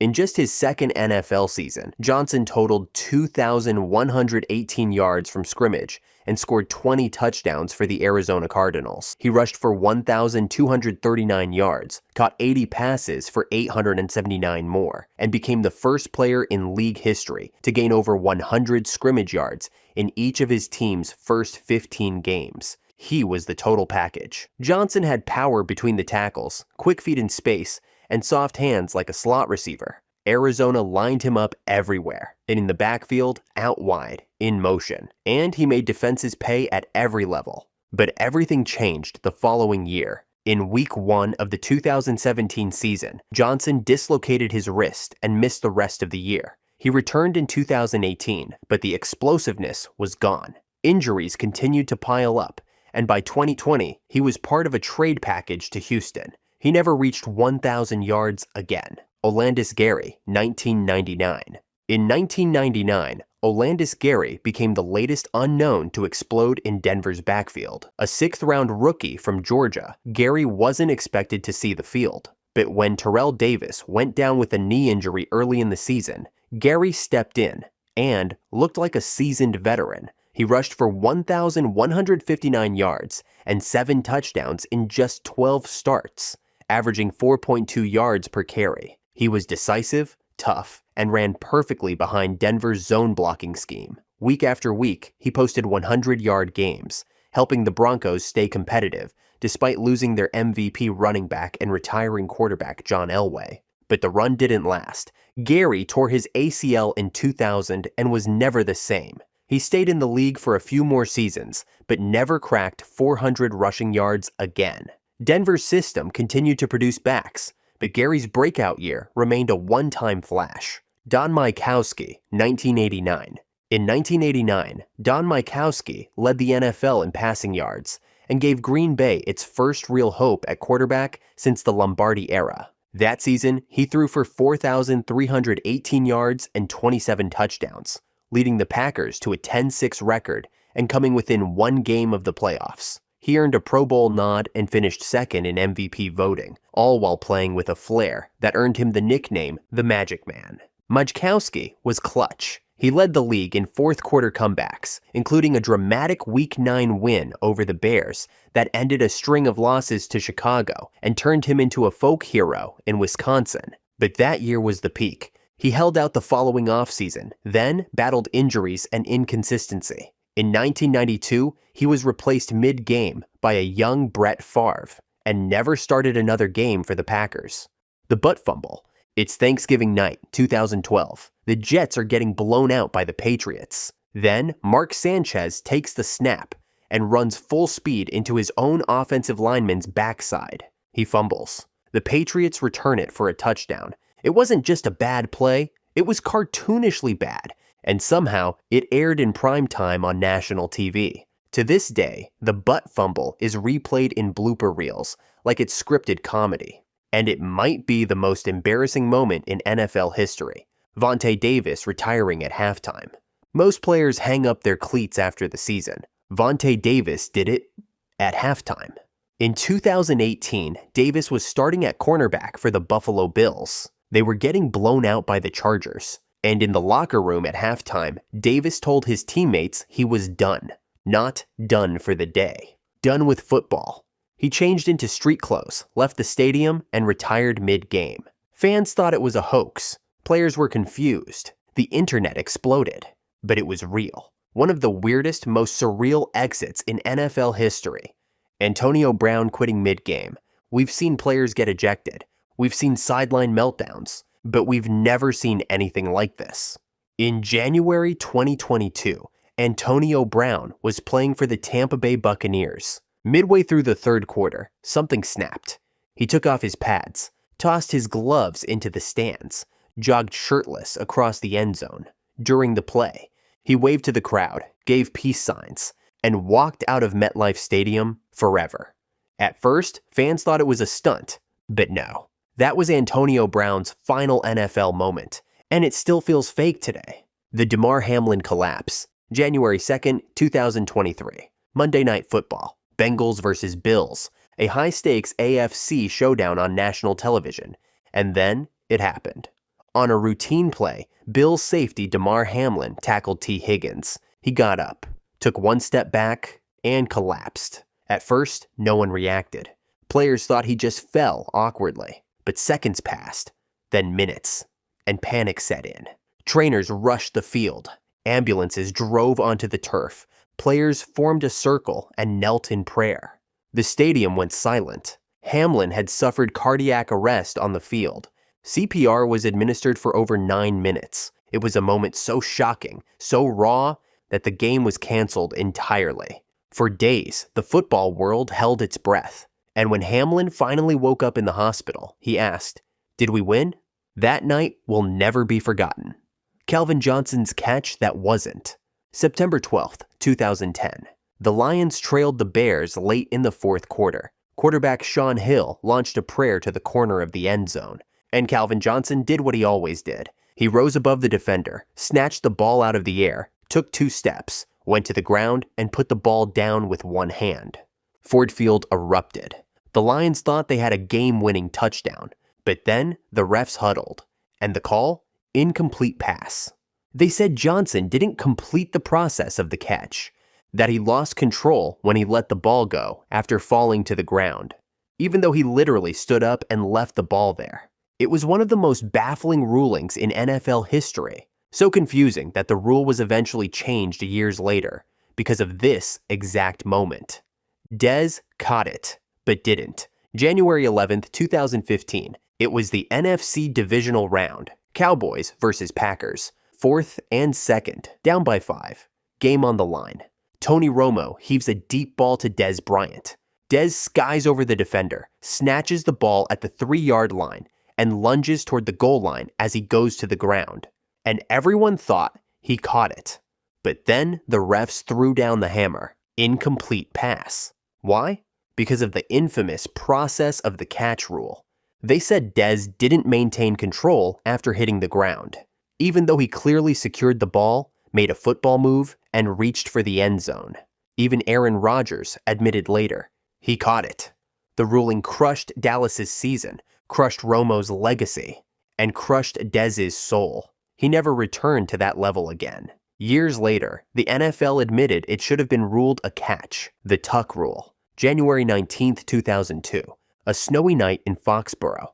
The Raiders had Tom Brady beat. Late fourth quarter, New England down 13-10. Brady drops back, pump fakes, and Charles Woodson comes flying in. Boom, ball's out. Raiders recover. The refs go under the hood. And after an agonizing delay, they make one of the most controversial calls in NFL history. The Tuck rule, a technicality buried in the rulebook. If a quarterback starts a passing motion but loses the ball while trying to pull it back in, it's not a fumble. It's an incomplete pass. No one had ever heard of it before. But suddenly, it changed everything. Instead of a Raiders win, the Patriots got the ball back. Adam Vinatieri drilled a game-tying field goal through a blizzard, then hit the game winner in overtime. The Patriots went on to win the Super Bowl, and Brady's dynasty was born. The Fail Mary, September 24th, 2012. Monday Night Football, Seahawks versus Packers. Final play, Seahawks rookie quarterback Russell Wilson launches a desperate Hail Mary into the end zone. Golden Tate shoves a defender to the ground, a blatant offensive pass interference that somehow doesn't get called, then leaps into a pile with Packers safety M.D. Jennings. Jennings clearly catches the ball. He has both arms on it. He comes down in full possession. One replacement ref signals touchback, the other, touchdown. They huddle, review the play, then declare, touchdown Seahawks. The crowd explodes. It was the most infamous moment of the 2012 referee lockout, when the NFL replaced its professional refs with temps who were completely overwhelmed. Even the NFL eventually admitted the call was wrong. It sparked outrage from players, fans, and analysts across the country. And just 3 days later, the NFL reached a deal to bring the real refs back. The Double Doink, January 6th, 2019. NFC Wildcard, Bears versus Eagles. The Bears trail 16-15, but they have a chance to win. Cody Parkey steps up for a 43-yard field goal attempt. The kick, clank. It hits the left upright, doink. It bounces off the crossbar and falls backward. No good. The Double Doink. A moment so improbable, it sounded made up. Replay later showed the ball was tipped slightly by Eagles lineman Trayvon Hester. But it didn't matter. It ended the Bears' season. It ended Parkey's career in Chicago. And it lived on forever in memes, jokes, and gut punch replays. The Snowplow Game, December 12th, 1982. Patriots versus Dolphins, a frigid, snowy day at Schaefer Stadium. The score is tied 0-0 late in the fourth quarter. The field is a sheet of white. No one can get traction. Kickers are slipping. Offenses are stalling. Then, the Patriots line up for a field goal. Suddenly, out of nowhere, a snowplow drives onto the field. Operated by a work-release convict named Mark Henderson, he clears a perfect rectangle of snow where the ball is to be spotted. The kick? Good. Patriots win, 3-0. Dolphins coach Don Shula is furious. He protests to the league, calls it cheating. The NFL responds by banning snowplows during games. But the win stands. The footage lives on. And every time you watch it, a literal prison laborer driving onto an NFL field mid-play to assist in a game-winning kick. It feels like satire. The Immaculate Reception, December 23rd, 1972, AFC Divisional Playoff. Steelers versus Raiders, 4th down. 22 seconds left. The Raiders lead 7-6. Pittsburgh's season is slipping away. Terry Bradshaw scrambles and fires a desperate pass to running back Frenchie Fuqua. Boom. Raiders safety, Jack Tatum, collides with Fuqua, and the ball flies back through the air. Out of nowhere, rookie Franco Harris catches it just inches above the turf. He races into the end zone for a game-winning touchdown. The stadium erupts. The Raiders protest immediately, because back then, if a pass hit one offensive player first and then another, it was illegal. The refs huddled. Finally, touchdown. Steelers win. And just like that, the legend of the Immaculate Reception was born. It launched the Steelers dynasty. It gave Pittsburgh its first ever playoff win. The helmet catch, February 3rd, 2008, Super Bowl 42. Giants versus Patriots. Giants trailing 14-10. Eli Manning takes the snap. He's immediately swarmed by Patriots defenders. It looks like he's going down, but somehow he escapes. He launches a prayer down the field. David Tyree, a backup wide receiver with just 4 catches all season, leaps into the air and pins the ball against his helmet as Rodney Harrison tries to rip it away. It's not just a first down, it's one of the greatest catches in NFL history, and it leads to the game-winning touchdown that stuns the undefeated Patriots. To this day, people still watch that play in disbelief. The Minneapolis Miracle, January 14th, 2018, NFC Divisional Playoff.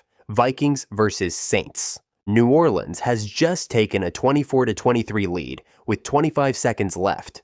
The Vikings have no timeouts. They're on their own 39-yard line. The season is hanging by a thread.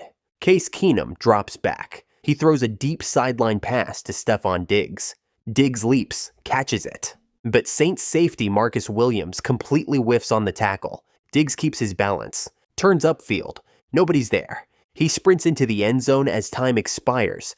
Touchdown. Game over. Minnesota pulls off the first ever walk-off touchdown in NFL playoff history. They were seconds from heartbreak. Instead, they got a miracle.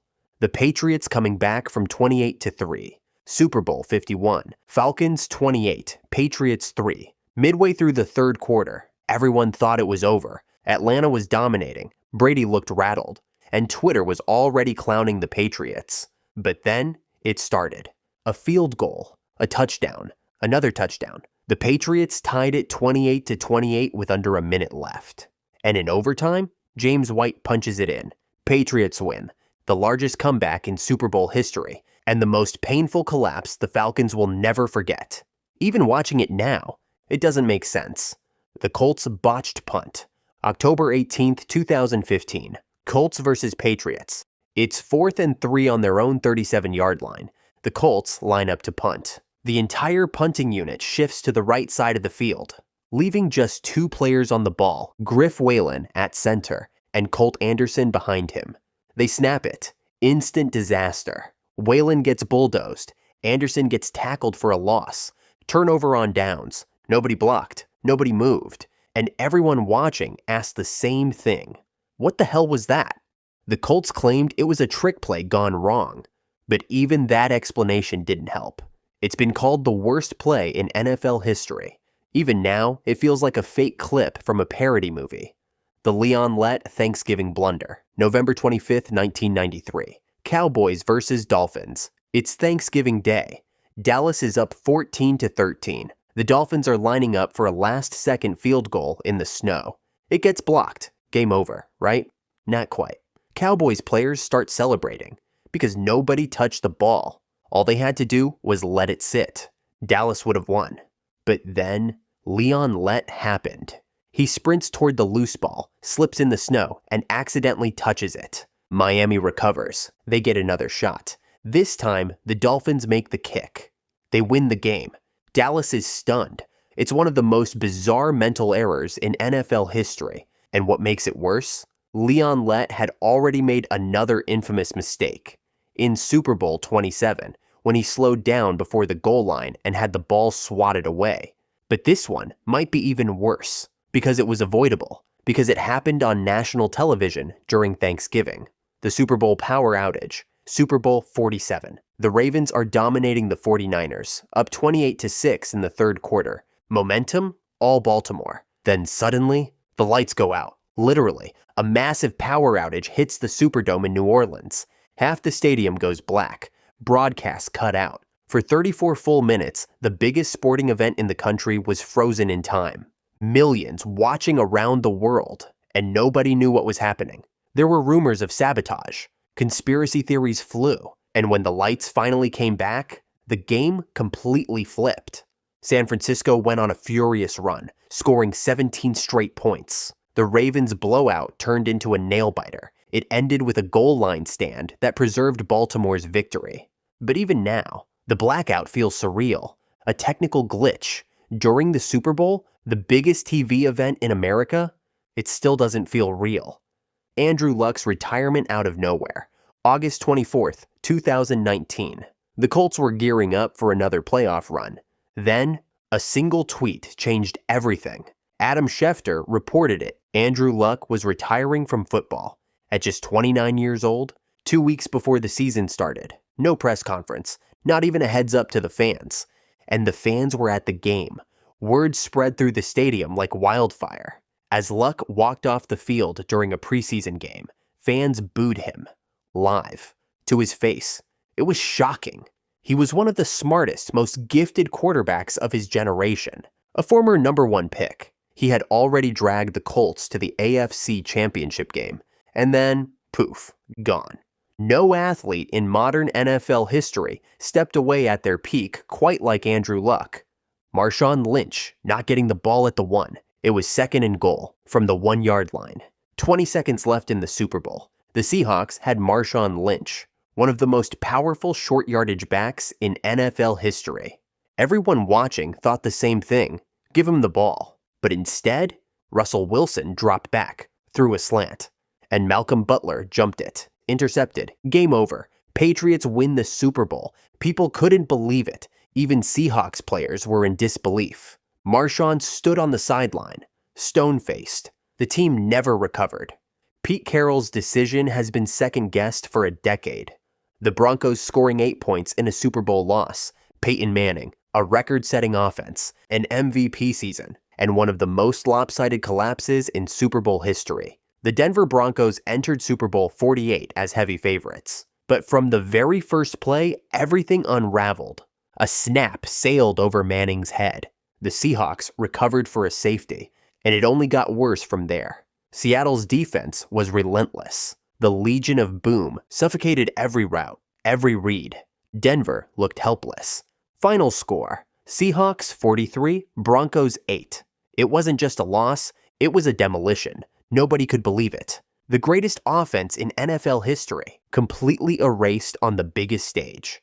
The Eagles running the Philly special in the Super Bowl. It was 4th and goal, and the Eagles lined up, in chaos. Nick Foles walked to the line, and then casually wandered out wide. A direct snap to Corey Clement. A pitch to Trey Burton. A lob to the quarterback. Touchdown, Nick Foles. The Eagles just ran a trick play, with a backup quarterback, against Bill Belichick. On the biggest stage in sports, they called it the Philly Special, and it became an instant classic. Philadelphia didn't just beat the Patriots, they outsmarted them. It felt like something out of a movie. Randy Moss moons the Packers crowd. It was 2005. The Vikings were in Lambeau Field. Randy Moss had just scored a touchdown to put Green Bay away in the playoffs. And then, he turned around and fake mooned the crowd. It lasted 2 seconds, but it shook the league. Joe Buck called it a disgusting act. The NFL fined him $10,000, but fans? They couldn't stop talking about it. In the middle of a playoff game, Moss pulled that off and didn't care one bit. Dan Orlovsky runs out of the end zone. There are bad plays, and then there's this. In 2008, the Detroit Lions were already a disaster. They hadn't won a single game all season. But in Week 6 against the Vikings, backup quarterback Dan Orlovsky gave them a moment that would live in NFL infamy. He dropped back to pass, scrambled right, and then casually ran straight out of the back of his own end zone, completely unaware. Safety. 2 points. Vikings ball. Everyone watching, players, coaches, announcers, fans, was just stunned. Even Orlovsky didn't realize what he'd done until the ref blew the whistle. The Lions would go on to lose that game and finish the season 0-16, the first team in NFL history to do it. If you enjoyed this, I'm going to be posting a lot here, so it would mean a lot if you subscribed. Thanks for watching.